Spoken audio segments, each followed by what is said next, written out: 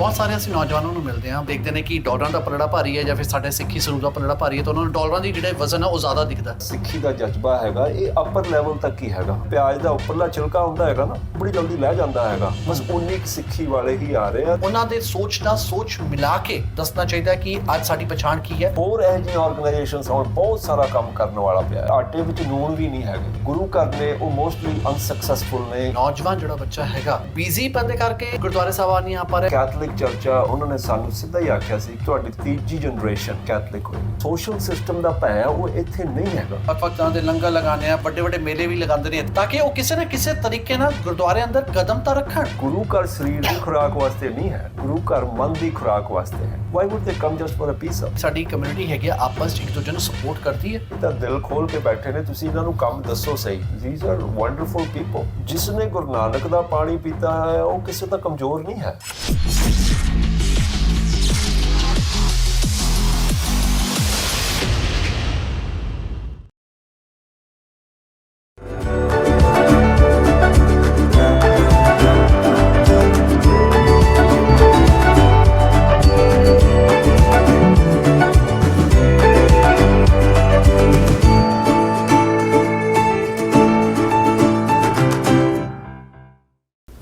ਸਤਿ ਸ਼੍ਰੀ ਅਕਾਲ, ਨਮਸਕਾਰ, ਆਦਾਬ। ਮੈਂ ਹਾਂ ਭਲੰਦਰ ਸਿੰਘ ਵਿਰਮਾਨੀ। ਪ੍ਰੋਗਰਾਮ ਸਿੱਖ ਹਾਈ ਫਲਾਈਰ ਵਿੱਚ ਇੱਕ ਵਾਰ ਫਿਰ ਤੁਹਾਡਾ ਬਹੁਤ ਸਵਾਗਤ।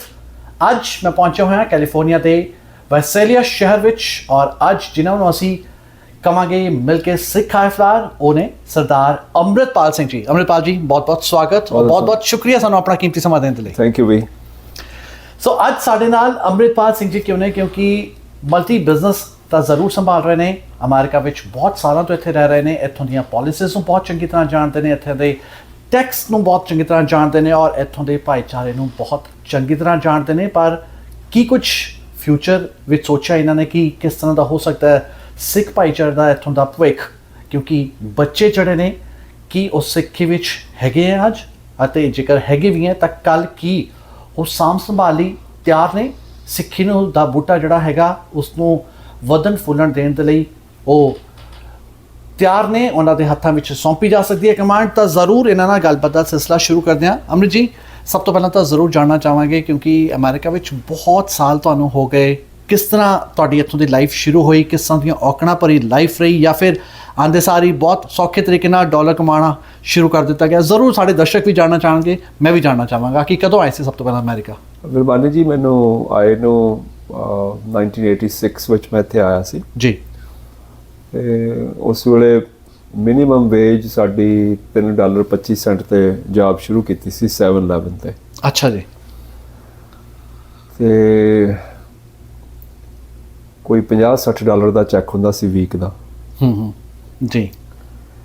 It has been quite a ride since then. ਜੀ। ਬੜੀ ਮਿਹਨਤ ਕਰਨੀ ਪਈ। ਕੋਈ ਵੀ ਜਿਹੜਾ ਰਾਹ ਹੈ ਇਹ ਸੌਖਾ ਨਹੀਂ ਹੈ। ਇਸ ਸੰਸਾਰ ਦੇ ਵਿੱਚ ਔਖਿਆਈ ਹਰ ਥਾਂ ਤੇ ਹੈ। ਕੰਮ ਵਿੱਚ, ਪੜ੍ਹਾਈ ਵਿੱਚ, ਹਰ ਥਾਂ ਮਿਹਨਤ ਮੰਗਦੇ ਆ ਜੀ। ਪਰ ਐਜ਼ ਲੌਂਗ ਐਜ਼ ਤੁਸੀਂ ਜੇ ਸਿੱਧੇ ਰਾਹ ਤੇ ਤੁਰੇ ਹੋ, ਮਿਹਨਤ ਕਰ ਰਹੇ ਹੋ ਤੇ ਇੱਕ ਰੱਬ ਵਿੱਚ ਯਕੀਨ ਕਰਦੇ ਹੋ, ਤੇ ਫਲ ਵਾਹਿਗੁਰੂ ਦੇ ਹੱਥ ਵਿੱਚ ਛੱਡ ਦਿੰਦੇ ਹੋ ਜੀ, ਤੇ ਅਕਾਲ ਪੁਰਖ ਆਪਣੇ ਆਪ ਤੁਹਾਨੂੰ ਉਹ ਰਾਹ ਆਪਣੇ ਆਪ ਹੀ ਫੜ ਕੇ ਤੋਰਦਾ, ਜਿਹੜੇ ਰਾਹ ਤੇ ਬਾਰੇ ਤੁਹਾਨੂੰ ਪਤਾ ਹੀ ਨਹੀਂ ਹੁੰਦਾ। ਬਿਲਕੁਲ ਠੀਕ ਹੈ ਤੁਹਾਡੀ ਗੱਲ। ਹਾਂ, ਬਿਲਕੁਲ। ਮੈਨੂੰ ਯਾਦ ਹੈ ਮੈਂ ਜਦੋਂ ਪਹਿਲਾਂ ਆਇਆ ਇੱਥੇ, ਕਈ ਸਾਰੇ ਮੇਰੇ ਨਾਲ ਟੈਸਟ ਹੋਏ। ਮੇਰੇ ਮਿੱਤਰ ਉਦੋਂ ਇੱਥੇ ਡਾਕਟਰ ਮਨਬੀਰ ਸਿੰਘ, ਜਿਹੜੇ ਹੁਣ ਬੇਕਰਸਫੀਲਡ ਰਹਿੰਦੇ ਨੇ, ਹਾਂਜੀ, ਇਹਨਾਂ ਨੂੰ ਵੀ ਇਸ ਗੱਲ ਦਾ ਪਤਾ। ਮੈਂ ਪਹਿਲੀਆਂ 2-3 ਜੌਬਾਂ ਜਦੋਂ ਅਪਲਾਈ ਕੀਤੀਆਂ, ਤੋ ਉਦੋਂ ਇੱਥੇ ਬੇਕਰਸਫੀਲਡ 'ਚ ਕਾਸਕੋ ਨਵਾਂ ਬਣਿਆ ਸੀ। ਤੇ ਮੇਰੇ ਕੋਲ ਅਕਾਊਂਟਿੰਗ ਦੀ ਡਿਗਰੀ ਸੀ ਜੀ।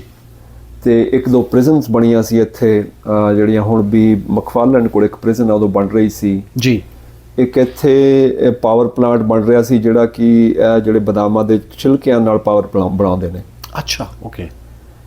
ਤੇ ਮੈਂ ਇਹਨਾਂ ਕੋਲ ਜਦੋਂ ਜੌਬ ਲੈਣ ਗਿਆ ਤੇ ਇਹਨਾਂ ਨੇ ਮੇਰੀ ਇੰਟਰਵਿਊ ਵਗੈਰਾ ਲੈ ਕੇ ਪਹਿਲਾਂ 20-21 ਬੱਚਿਆਂ ਕੰਟੈਸਟੈਂਟਸ ਚੋਂ 10-12 ਰਹਿ ਗਏ, ਫਿਰ 5-4 ਰਹਿ ਗਏ, ਫਿਰ ਮੈਨੂੰ ਉਹਨਾਂ ਨੇ ਸਿਲੈਕਟ ਕਰ ਲਿਆ। ਇਹ ਮਤਲਬ ਇਹ ਜਿਹੜਾ ਸਿਲਸਿਲਾ 3-4 ਥਾਵਾਂ ਤੇ ਇਸ ਤਰ੍ਹਾਂ ਹੀ ਚੱਲਿਆ। ਤੇ ਆ ਕੇ ਆਖਣ ਲੱਗੇ ਕਿ ਇਹ ਜਿਹੜੇ ਖਾਸ ਕਰਕੇ ਪ੍ਰਿਜ਼ਨ ਵਾਲੇ ਆ, ਇਹ ਪਾਵਰ ਪਲਾਂਟ, ਇੱਕ ਹੋਰ ਪਾਵਰ ਪਲਾਂਟ ਸੀਗਾ ਜੀ ਇੱਥੇ ਹਲੇ ਵੀ ਹੈਗਾ ਫੋਮੋਸੋ ਦੇ ਉੱਤੇ। ਹਾਂਜੀ। ਤੇ ਉਹਨਾਂ ਨੇ ਕਿਹਾ ਕਿ ਪਹਿਲੇ ਵਾਲਿਆਂ ਨੇ ਮੈਨੂੰ ਆਖਿਆ ਕਿ ਤੈਨੂੰ ਜੌਬ ਦੇ ਦਿੱਤੀ ਆ ਤੇ ਤੂੰ ਇਸ ਤਰ੍ਹਾਂ ਕਰ, ਜਦੋਂ ਕੱਲ੍ਹ ਨੂੰ ਆਏਗਾ ਨਾ ਇਹ ਆਪਣੀ ਦਾੜੀ ਪੂਰੀ ਕਲੀਨ ਸ਼ੇਵ ਕਰਕੇ ਆ ਜੀ। ਅੱਛਾ। ਤੇ ਜਿਹੜੀਆਂ ਤੇਰੀਆਂ ਮੁੱਛਾਂ ਹੈਗੀਆਂ ਇਹ ਅਪਰ ਲਿਪ ਲੈਵਲ ਤੱਕ ਹੋਣੀਆਂ ਚਾਹੀਦੀਆਂ। ਉੱਪਰਲੇ ਬੁੱਲ ਤੱਕ ਤੂੰ ਰੱਖ ਸਕਦਾ, ਬਾਕੀ ਦਾੜੀ ਤੇਰੀ ਕਲੀਨ ਸ਼ੇਵ ਹੋਣੀ ਚਾਹੀਦੀ ਹੈ। ਤੇ ਤੁਹਾਨੂੰ ਓਪਨਲੀ ਕਿਹਾ ਗਿਆ? ਇਹ ਓਪਨਲੀ ਕਿਹਾ ਮੈਨੂੰ। ਚੜੀ ਮੈਂ ਉਹਨਾਂ ਦੇ ਸਾਰਾ ਬੋਰਡ ਬੈਠਿਆ, ਬੋਰਡ ਨੇ ਤਾਂ ਸਿਰਫ ਮੈਨੂੰ ਇੰਨਾ ਕਿਹਾ ਕਿ ਇਹ ਤੂੰ ਅਪਰੂਵਡ ਹੈਗਾ, ਤੇਰੇ ਇਹ ਸਾਰੇ ਤੇਰੇ ਕੋਲੇ ਇੰਨਾ ਐਕਸਪੀਰੀਅੰਸ ਹੈਗਾ ਤੇ you can start your job. ਉਸ ਵੇਲੇ ਜਦੋਂ ਮਿਨੀਮਮ ਵੇਜ $3.25 ਦੀ ਸੀ ਤੇ ਉਸ ਵੇਲੇ $15-16 ਦੀ ਉਹ ਜੌਬ ਆਫਰ ਕਰ ਰਹੇ ਸੀ ਮੈਨੂੰ। ਫਿਰ ਕੀ ਤੁਸੀਂ ਉਹਨੂੰ ਦੱਸਿਆ ਕਿ ਇਹ ਜਿਹੜਾ ਮੇਰਾ ਰੂਪ ਹੈ ਸਿੱਖੀ ਸਰੂਪ ਦਾ ਇੱਕ ਨਿਸ਼ਾਨੀ ਹੈਗੀ ਔਰ ਇਹ ਕਕਾਰਾਂ ਦਾ ਹਿੱਸਾ ਹੈ? ਉਹਨਾਂ ਨੇ ਸਮਝਾਇਆ? ਹਾਂਜੀ ਵਿਰਮਾਨੀ। ਫਿਰ ਵਿਰਮਾਨੀ ਜੀ ਇਸ ਤਰ੍ਹਾਂ ਫਿਰ ਕੀ ਹੋਇਆ ਕਿ that was told to me at about 4:30 when everybody left। ਤੇ ਮੈਨੂੰ ਜਿਹੜਾ ਮੇਰਾ ਆਫਿਸ ਦਿਖਾਉਣ ਗਿਆ ਸੀ ਨਾ ਉਸ ਨੇ ਮੈਨੂੰ ਇਹ ਗੱਲ ਆਖੀ। ਤੇ ਮੈਂ ਉਹਨੂੰ ਆਖਿਆ, ਮੈਂ ਕਿਹਾ ਦੇਖ ਇਹ ਜਿਹੜਾ ਹੈਗਾ ਨਾ ਮੇਰਾ ਪਾਰਟ ਆਫ ਲਾਈਫ ਆ ਜੀ। ਇਹ ਜਿਸ ਤਰ੍ਹਾਂ ਤੂੰ ਮੇਰੀ ਉਂਗਲੀ ਵੜਦੇ ਉਸ ਤਰ੍ਹਾਂ ਮੇਰੇ ਕੇਸ ਫੜਦੇ, ਇਸ ਤੋਂ ਬਿਨਾ ਮੈਂ ਰਹਿ ਨਹੀਂ ਸਕਦਾ। this is part of, this is how I live, this is who I am। ਇਹ ਮੈਂ ਨਹੀਂ ਕਰ ਸਕਦਾ। ਤੇ ਤੂੰ ਦੁਬਾਰਾ ਤੋਂ ਆਪਦੀ ਬੋਰਡ ਮੀਟਿੰਗ ਕਾਲ ਕਰ, I want to talk to them first। ਜੀ। ਤੇ ਉਹਨੇ ਫਿਰ ਕਹਿੰਦਾ ਹੁਣ ਤਾਂ everybody is gone now, I mean you got to wait until Monday because I remember that was a Friday। So I remember talking about this to Dr. Manbir Singh back then, and he told me you should go get a lawyer and we should sue them, you know, if this is what they have done to you। I said no, we'll see how it goes। So I met them again ਅਗਲੇ Monday ਨੂੰ। ਫਿਰ ਮੈਂ ਮਿਲਿਆ, ਉਹਨਾਂ ਨੂੰ ਦੱਸਿਆ, ਉਹਨਾਂ ਨੇ ਬੋਰਡ ਕਾਲ ਕੀਤਾ, ਕਹਿੰਦੇ ਨਹੀਂ ਸਾਡਾ ਇਹ ਸਾਡੀ ਪਾਲਿਸੀ ਹੈ, ਦਿਸ ਇਜ਼ ਆਵਰ ਪਾਲਿਸੀ ਕਿ ਅਸੀਂ ਅੱਜ ਤੱਕ ਇੱਦਾਂ ਦੇ ਬੰਦੇ ਨੂੰ ਹਾਇਰ ਕੀਤਾ ਹੀ ਨਹੀਂ ਹੈਗਾ ਜਿਹਦੇ ਤੇ ਟਰਬਨ ਹੋਵੇ। ਸੋ ਆਈ ਵਾਸ ਵੈਰੀ ਡਿਸਅਪੋਇੰਟਡ, ਪਰ ਚਲੋ I backed off. So these are the kind of hurdles and the same thing happen. ਤੁਸੀਂ ਉਹ ਜੌਬ ਫਿਰ ਲਿੱਤੀ ਜਾਂ ਨਹੀਂ ਲਿੱਤੀ? ਨਹੀਂ ਲਿੱਤੀ। that this is how I am here today। So the next job I went to was a power plant over here on Freeway 99। Actually, when you go back to Bakersfield, you will see it on the left side. As soon as you just past Delano, on the left side, you will see a very big power plant। जी। हाँ, वो ਬਦਾਮਾਂ ਦੇ ਛਿਲਕਿਆਂ ਨਾਲ ਨਾ power ਬਣਾਉਂਦੇ ਆ, ਉਹਨੂੰ burn ਕਰਕੇ। ਜੀ। ਉਦੋਂ ਬਣ ਰਿਹਾ ਸੀਗਾ। ਜੀ। So the same thing happened, the same story, you know, they took my interview, they say, yeah, you're good enough, start join this। But then ਜਿਹੜਾ ਉਹਨਾਂ ਤੈਨੂੰ ਸਮਝਾ ਦੇਗਾ ਜਿਹੜਾ ਸਾਡਾ ਸੁਪਰਵਾਈਜ਼ਰ ਆ, this is what and the supervisor told me। But see, the thing is that they thought this is very easy, like it is very easy for them to shave one day and take ਦੂਜੇ ਦਿਨ ਉਹਨਾਂ ਨੇ case ਉਹਨਾਂ ਲਈ, ਕਿਉਂਕਿ ਉਹ habitual ਉਹ ਇਸ ਚੀਜ਼ ਹੈ। ਹਾਂ, ਉਹਨਾਂ ਦਾ ਜੀਵਨ ਉਸ ਤਰ੍ਹਾਂ ਦਾ ਹੈਗਾ। ਬਿਲਕੁਲ। So I had to go through all these and this on and so this was not the second time, maybe 3-4 times ਏਦਾਂ ਹੋਰ ਹੋਇਆ। So ਮੈਨੂੰ ਇਸ ਤਰ੍ਹਾਂ ਲੱਗਦਾ ਹੈਗਾ ਕਿ ਇਹ ਸਿੱਖੀ ਸਰੂਪ ਵਿੱਚ ਆ ਕੇ ਖਾਸ ਕਰਕੇ ਇੱਥੇ ਜਦ ਤੱਕ ਨਾ ਕਿ ਤੁਹਾਡੀ ਸਿੱਖੀ ਦੇ ਵਿੱਚ ਤੁਸੀਂ ਇੰਨੇ ਪਰਪੱਕ ਹੋਵੋ, ਆਪਣੇ ਬਚਪਨ ਤੋਂ ਲੈ ਕੇ ਤੁਹਾਡੇ ਅੰਦਰ ਇੰਨੀ ਜ਼ਿਆਦਾ ਇਸ ਨੂੰ ਤੁਸੀਂ ਮਿਥਿਆ ਹੋਵੇ ਤੇ ਤੁਸੀਂ ਇੰਨਾ ਕੁਛ ਤੁਹਾਡੀ ਪ੍ਰਿਪੇਅਰਡਨੈਸ ਇੰਨੀ ਹੋਵੇ, ਤੁਹਾਡੀ ਜਾਣਕਾਰੀ ਇੰਨੀ ਹੋਵੇ, ਤੁਹਾਡੀ ਅੰਦਰ ਗਟ ਫੀਲਿੰਗ ਤੁਹਾਡੀ ਗੁਰੂ ਦੇ ਨਾਲ ਇੰਨੀ ਪਰਪੱਕਤਾ ਹੋਵੇ, ਤਾਂ ਤੁਸੀਂ ਇੱਥੇ ਸਿੱਖੀ ਸਰੂਪ ਦੇ ਵਿੱਚ ਰਹਿ ਸਕਦੇ ਹੋ ਤੇ ਆਪਣਾ ਜੀਵਨ ਐਜ਼ ਏ ਸਿੱਖ ਅੰਬੈਸਡਰ ਤੁਸੀਂ ਆਪਣੇ ਜੀਵਨ ਵਿੱਚ ਰਹਿ ਕੇ ਸਕਸੈਸਫੁਲ ਹੋ ਸਕਦੇ ਹੋ। ਬਹੁਤ ਸਾਰੇ ਅਸੀਂ ਨੌਜਵਾਨਾਂ ਨੂੰ ਮਿਲਦੇ ਹਾਂ, ਬਹੁਤ ਸਾਰੇ ਵੱਡੇ ਉਮਰ ਦੇ ਜਿਹੜੇ ਲੋਕ ਨੇ ਉਹਨਾਂ ਨਾਲ ਵੀ ਅਸੀਂ ਗੱਲਬਾਤ ਕਰਦੇ ਹਾਂ ਜਿਨ੍ਹਾਂ ਨੇ ਕੇਸ ਕੀ ਨਹੀਂ ਸਜਾਈ ਹੋਈ, ਦਸਤਾਰ ਨਹੀਂ ਸਜਾਉਂਦੇ। ਉਹ ਇਹੀ ਤੁਸੀਂ ਕਾਰਨ ਮੰਨਦੇ ਹੋ ਕਿ ਜਦੋਂ ਡਾਲਰਾਂ ਦੀ ਜਿਹੜੀ ਚਮਕ ਹੁੰਦੀ ਹੈ ਫਿਰ ਉਹ ਦੇਖਦੇ ਨੇ ਕਿ ਡਾਲਰਾਂ ਦਾ ਪਲੜਾ ਭਾਰੀ ਹੈ ਜਾਂ ਫਿਰ ਸਾਡੇ ਸਿੱਖੀ ਸਰੂਪ ਦਾ ਪਲੜਾ ਭਾਰੀ ਹੈ ਤਾਂ ਉਹਨਾਂ ਨੂੰ ਡਾਲਰਾਂ ਦੀ ਜਿਹੜੇ ਵਜ਼ਨ ਹੈ ਉਹ ਜ਼ਿਆਦਾ ਦਿਖਦਾ? ਮੈਨੂੰ ਇਸ ਤਰ੍ਹਾਂ ਲੱਗਦਾ ਕਿ ਸ਼ਾਇਦ ਡਾਲਰਾਂ ਦਾ ਵਜ਼ਨ ਤਾਂ ਨਹੀਂ, but I wood put it like this, I wood say that ਉਹਨਾਂ ਦੇ ਅੰਦਰ ਜਿਹੜਾ ਸਿੱਖੀ ਪ੍ਰਤੀ ਜਜ਼ਬਾ ਹੁੰਦਾ, ਮੈਨੂੰ ਲੱਗਦਾ ਕੋਈ 90% ਸਿੱਖ ਕੌਮ ਦੇ ਵਿੱਚ ਜਿਹੜਾ ਸਿੱਖੀ ਦਾ ਜਜ਼ਬਾ ਹੈਗਾ ਇਹ ਅਪਰ ਲੈਵਲ ਤੱਕ ਹੀ ਹੈਗਾ, ਉੱਪਰਲੇ ਲੇਅਰ ਤੱਕ ਹੀ ਹੈਗਾ। ਜੀ, ਜਿਵੇਂ ਆਪਣਾ ਸਕਿਨ ਹੈਗਾ ਨਾ, ਇਹਦੇ 2-3 ਲੇਅਰ ਨੇ, ਇਹ ਉੱਪਰਲੇ ਲੈਵਲ ਤੱਕ ਹੀ ਹੈਗਾ। ਛੋਟੀ ਜਿਹੀ ਹਨੇਰੀ ਆਈ ਤੇ ਉੜ ਜਾਂਦਾ ਹੈਗਾ। ਕਿਉਂਕਿ ਉਹਨਾਂ ਨੂੰ ਪਿੱਛੇ ਜਿਹੜਾ ਸਿੱਖੀ ਨੂੰ ਸਹੀ ਜਾਣਨ ਵਾਸਤੇ ਤੇ ਉਹਨੂੰ ਹੰਡਾਉਣ ਵਾਸਤੇ ਤੁਹਾਡੇ ਕੋਲ ਇਤਿਹਾਸ ਚਾਹੀਦਾ ਹੈਗਾ। ਬਹੁਤ ਜ਼ਿਆਦਾ ਤੁਹਾਨੂੰ ਸਾਰੇ ਦਾ ਸਾਰਾ ਇਤਿਹਾਸ ਪਤਾ ਹੋਵੇ। ਬਿਲਕੁਲ। ਤੇ ਉਸ ਇਤਿਹਾਸ ਦੀ ਬੈਕਗ੍ਰਾਉਂਡ ਕਰਕੇ ਤੁਸੀਂ ਕਿਤੇ ਵੀ ਕਿਸੇ ਚੀਜ਼ ਤੇ ਵੀ ਤੁਸੀਂ ਜਵਾਬ ਦੇ ਸਕਦੇ ਹੋ। ਤੁਹਾਡੇ ਧਰਮ ਤੇ ਤੁਸੀਂ ਇੰਨੇ ਜ਼ਿਆਦਾ ਪਰਪੱਕ ਹੋਵੋ ਕਿ ਕੋਈ ਵੀ ਕੁਐਸਚਨ ਤੁਸੀਂ ਅੱਜ ਆਨਸਰ ਕਰ ਸਕਦੇ। ਅੱਜ ਮੈਨੂੰ ਪ੍ਰੈਜ਼ੀਡੈਂਟ ਬਾਈਡਨ ਕਾਲ ਕਰ ਲਵੇ ਤਾਂ ਮੈਂ ਉਹਨੂੰ ਹਰ ਜਵਾਬ ਦੇਣ ਨੂੰ ਤਿਆਰ ਹੈਗਾ ਸਿੱਖੀ ਬਾਰੇ, ਇੰਨਾ ਪਤਾ ਹੋਵੇ। ਫਿਰ ਉਹ ਜਿਹੜਾ ਬੱਚਾ ਹੈਗਾ ਇੱਥੇ ਆ ਕੇ ਨਹੀਂ ਡੋਲਦਾ। ਪਰ ਆਮ ਜਿਹੜੀ ਸਿੱਖੀ ਹੈਗੀ ਹੈ ਇੱਥੇ, ਜਿਹੜੀ ਇੱਥੇ ਪਹੁੰਚ ਰਹੀ ਹੈ US ਵਿੱਚ ਜਾਂ ਨਾਰਥ ਅਮਰੀਕਾ ਕੈਨੇਡਾ ਵਿੱਚ ਪਹੁੰਚ ਰਹੀ ਹੈ, ਇਹ ਸਮਝ ਲਓ ਜਿਵੇਂ ਪਿਆਜ਼ ਦਾ ਉੱਪਰਲਾ ਛਿਲਕਾ ਹੁੰਦਾ ਹੈਗਾ ਨਾ, ਬੜੀ ਜਲਦੀ ਲੈ ਜਾਂਦਾ ਹੈਗਾ। ਬਸ ਉਨੀ ਕੁ ਸਿੱਖੀ ਵਾਲੇ ਹੀ ਆ ਰਹੇ ਆ ਤੇ ਉਹਨਾਂ ਦਾ ਮੇਨ ਏਮ ਸਿੱਖੀ ਨਹੀਂ ਹੈਗਾ। ਉਹਨਾਂ ਦਾ ਉਹ ਸਿੱਖ ਘਰਾਣੇ 'ਚ ਪੈਦਾ ਜ਼ਰੂਰ ਹੋ ਗਏ ਨੇ ਜੀ, ਪਰ ਹਲੇ ਉਹਨਾਂ ਨੂੰ ਆਪਣੇ ਆਪ 'ਚ ਪਰਪੱਕਤਾ ਲਿਆਉਣੀ ਤੇ ਸਿੱਖੀ ਦੇ ਨਾਲ ਪਿਆਰ ਰੱਖਣਾ ਤੇ ਸਿੱਖੀ ਦੇ ਨਾਲ, ਸਿੱਖੀ ਦੇ ਜਜ਼ਬੇ ਵਿੱਚ ਸਿੱਖੀ ਨੂੰ ਜਿਉਣਾ, ਇਹ ਹਲੇ ਉਹਦੇ ਵਾਸਤੇ ਬਹੁਤ ਸਾਲਾਂ ਦਾ ਐਕਸਪੀਰੀਅੰਸ ਮੰਗਦੀ ਹੈ ਸਿੱਖੀ। ਪਰ 1986 ਤੋਂ ਲੈ ਕੇ ਅੱਜ ਅਸੀਂ 2023 ਵਿੱਚ ਜੀ ਰਹੇ ਹਾਂ। ਹਾਂਜੀ, ਘੱਟੋ ਘੱਟ 25 ਸਾਲ ਦੇ ਆਸ-ਪਾਸ ਹੋ ਗਏ। ਇਹਨੂੰ ਤੁਸੀਂ ਕਿਸ ਤਰ੍ਹਾਂ ਨਾਲ ਦੇਖਦੇ ਹੋ? ਅੱਜ ਦਾ ਸਮਾਂ ਕਿਹੋ ਜਿਹਾ ਸਮਾਂ ਹੈਗਾ? ਕੀ ਲੋਕੀ ਜਾਣ ਪਾਏ ਨੇ ਕਿ ਸਿੱਖਾਂ ਦੀ ਅਸਲ ਪਛਾਣ ਕੀ ਹੈ? ਇਸ ਪੱਗ ਦੀ ਜਿਹੜੀ ਹੈ ਅਹਿਮੀਅਤ ਕੀ ਹੈ? ਹਾਂਜੀ, ਇਹਦੇ ਬਾਰੇ ਲੋਕੀ ਜ਼ਰੂਰ ਜਾਣ ਪਾਏ ਨੇ। ਹੁਣ ਐਕਚੁਅਲੀ ਜਿਹੜੀ ਸਿੱਖਾਂ ਦੀ ਗਿਣਤੀ ਆ, ਜਿਹੜੀ ਦਸਤਾਰ ਧਾਰੀ ਸਿੱਖਾਂ ਦੀ ਗਿਣਤੀ ਉਸ ਸਮੇਂ ਨਾਲੋਂ ਬਹੁਤ ਜ਼ਿਆਦਾ ਵੱਧ ਗਈ ਹੈ ਜੀ, ਤੇ ਉਹ ਬੜੀ ਇੰਪੋਰਟੈਂਟ ਵੀ ਆ। ਜਦੋਂ ਸਿੱਖ ਐਸੇ ਦਸਤਾਰ ਧਾਰੀ, ਭਾਵੇਂ ਉਹ ਉਨੀ ਜਾਣਕਾਰੀ ਨਾ ਰੱਖਣ ਵਾਲਾ ਵੀ ਹੋਵੇ, ਪਰ ਉਹ ਜਦੋਂ ਬਾਜ਼ਾਰ ਦੇ ਵਿੱਚ ਵਿਚਰ ਰਿਹਾ ਹੈਗਾ, so he is carrying a flag of Sikhism, ਤੇ ਉਹ ਆਪਣੇ ਆਪ ਦੇ ਵਿੱਚ ਇੱਕ ਸਿੱਖੀ ਦਾ ਅੰਬੈਸਡਰ ਬਣ ਕੇ he is walking around like ambassador of Sikhism. ਅਸੀਂ ਪਿੱਛੇ ਜੇ ਇੱਕ ਨੈਸ਼ਨਲ ਸਿੱਖ ਕੈਂਪੇਨ ਵੱਲੋਂ VR6 ਦੀ ਇੱਕ ਕੈਂਪੇਨ ਕੀਤੀ ਸੀ, ਜਿਹੜੀ ਅਸੀਂ TV ਤੇ ਐਡਸ ਦਿੱਤੀਆਂ ਸੀ ਇੱਥੇ ਵੀ ਅਸੀਂ ਸਿੱਖ ਕੌਣ ਹੁੰਦੇ ਨੇ ਜੀ। ਤੇ ਜੇ ਤੁਹਾਨੂੰ ਪਤਾ ਹੋਏਗਾ, ਅਸੀਂ ਕੋਈ 4-5 ਸਾਲ ਪਹਿਲਾਂ ਦੀ ਗੱਲ, ਲਗਾਤਾਰ ਅਸੀਂ 1.5 ਮਹੀਨਾ ਇੱਥੇ 6 ਹਫ਼ਤੇ ਲਗਾਤਾਰ TV 'ਚ VR6 ਦੀ ਐਡਸ ਜੀ, VR6 ਦੀ ਐਡ ਆਈ ਸੀ, ਐਡ ਦਿੱਤੀਆਂ ਤੇ ਉਹਨਾਂ ਨੂੰ ਅਸੀਂ ਇੱਥੋਂ ਸਪਾਂਸਰ ਕੀਤਾ ਸੀ। ਵਾਈਸੇਲੀਆ ਵਾਸ ਦਾ ਫਸਟ ਟਾਊਨ। ਅਸੀਂ ਇੱਥੇ ਮੈਨੂੰ ਲੱਗਦਾ $1,05,000 ਇਕੱਠਾ ਕਰਕੇ ਉਹਨਾਂ ਐਡਾਂ ਵਾਸਤੇ ਇਕੱਠਾ ਕਰਕੇ ਅਸੀਂ ਟੋਟਲ ਦਿੱਤਾ ਸੀ। ਆਈ ਵਾਸ ਪਾਰਟ ਆਫ ਦੈਟ ਜੀ। ਤੇ ਉਸ ਗਰੁੱਪ ਨੂੰ, VR6 ਵਾਲੇ ਗਰੁੱਪ ਨੂੰ, ਤੇ ਇੱਥੋਂ ਮੈਨੂੰ ਲੱਗਦਾ ਫ੍ਰੈਸਨੋ ਤੋਂ ਅਸੀਂ ਕਰੀਬ $4.5-5 ਲੱਖ ਇਕੱਠਾ ਕੀਤਾ ਸੀਗਾ। So total project cost was about $1 million। CNN ਤੇ ਫਾਕਸ ਵਾਲਿਆਂ ਨੂੰ ਪੈਸੇ ਦਿੱਤੇ ਤੇ ਇੱਥੇ ਲੋਕਲ TV ਐਡਸ। ਉਸ $1 million ਦਾ ਫਰਕ ਪਤਾ ਚੱਲ ਰਿਹਾ ਅੱਜ? ਫਾਇਦਾ ਹੋਇਆ? ਇੰਨਾ ਉਸ ਵੇਲੇ ਤਾਂ ਫਰਕ ਪਤਾ ਇਹ ਚੱਲਿਆ ਸੀਗਾ ਕਿ ਆਮ ਬੰਦਾ ਆ ਕੇ ਸਾਨੂੰ ਜੱਫੀਆਂ ਪਾਉਣ ਲੱਗ ਗਿਆ ਸੀਗਾ। ਜਦੋਂ ਰੋਜ਼ TV ਐਡ ਆਉਂਦੀ ਸੀ ਨਾ, ਆਮ ਬੰਦਾ ਆ ਕੇ ਸਾਨੂੰ ਜੱਫੀਆਂ ਪਾਉਣ ਲੱਗ ਗਿਆ ਸੀਗਾ ਕਿ you know you guys are late.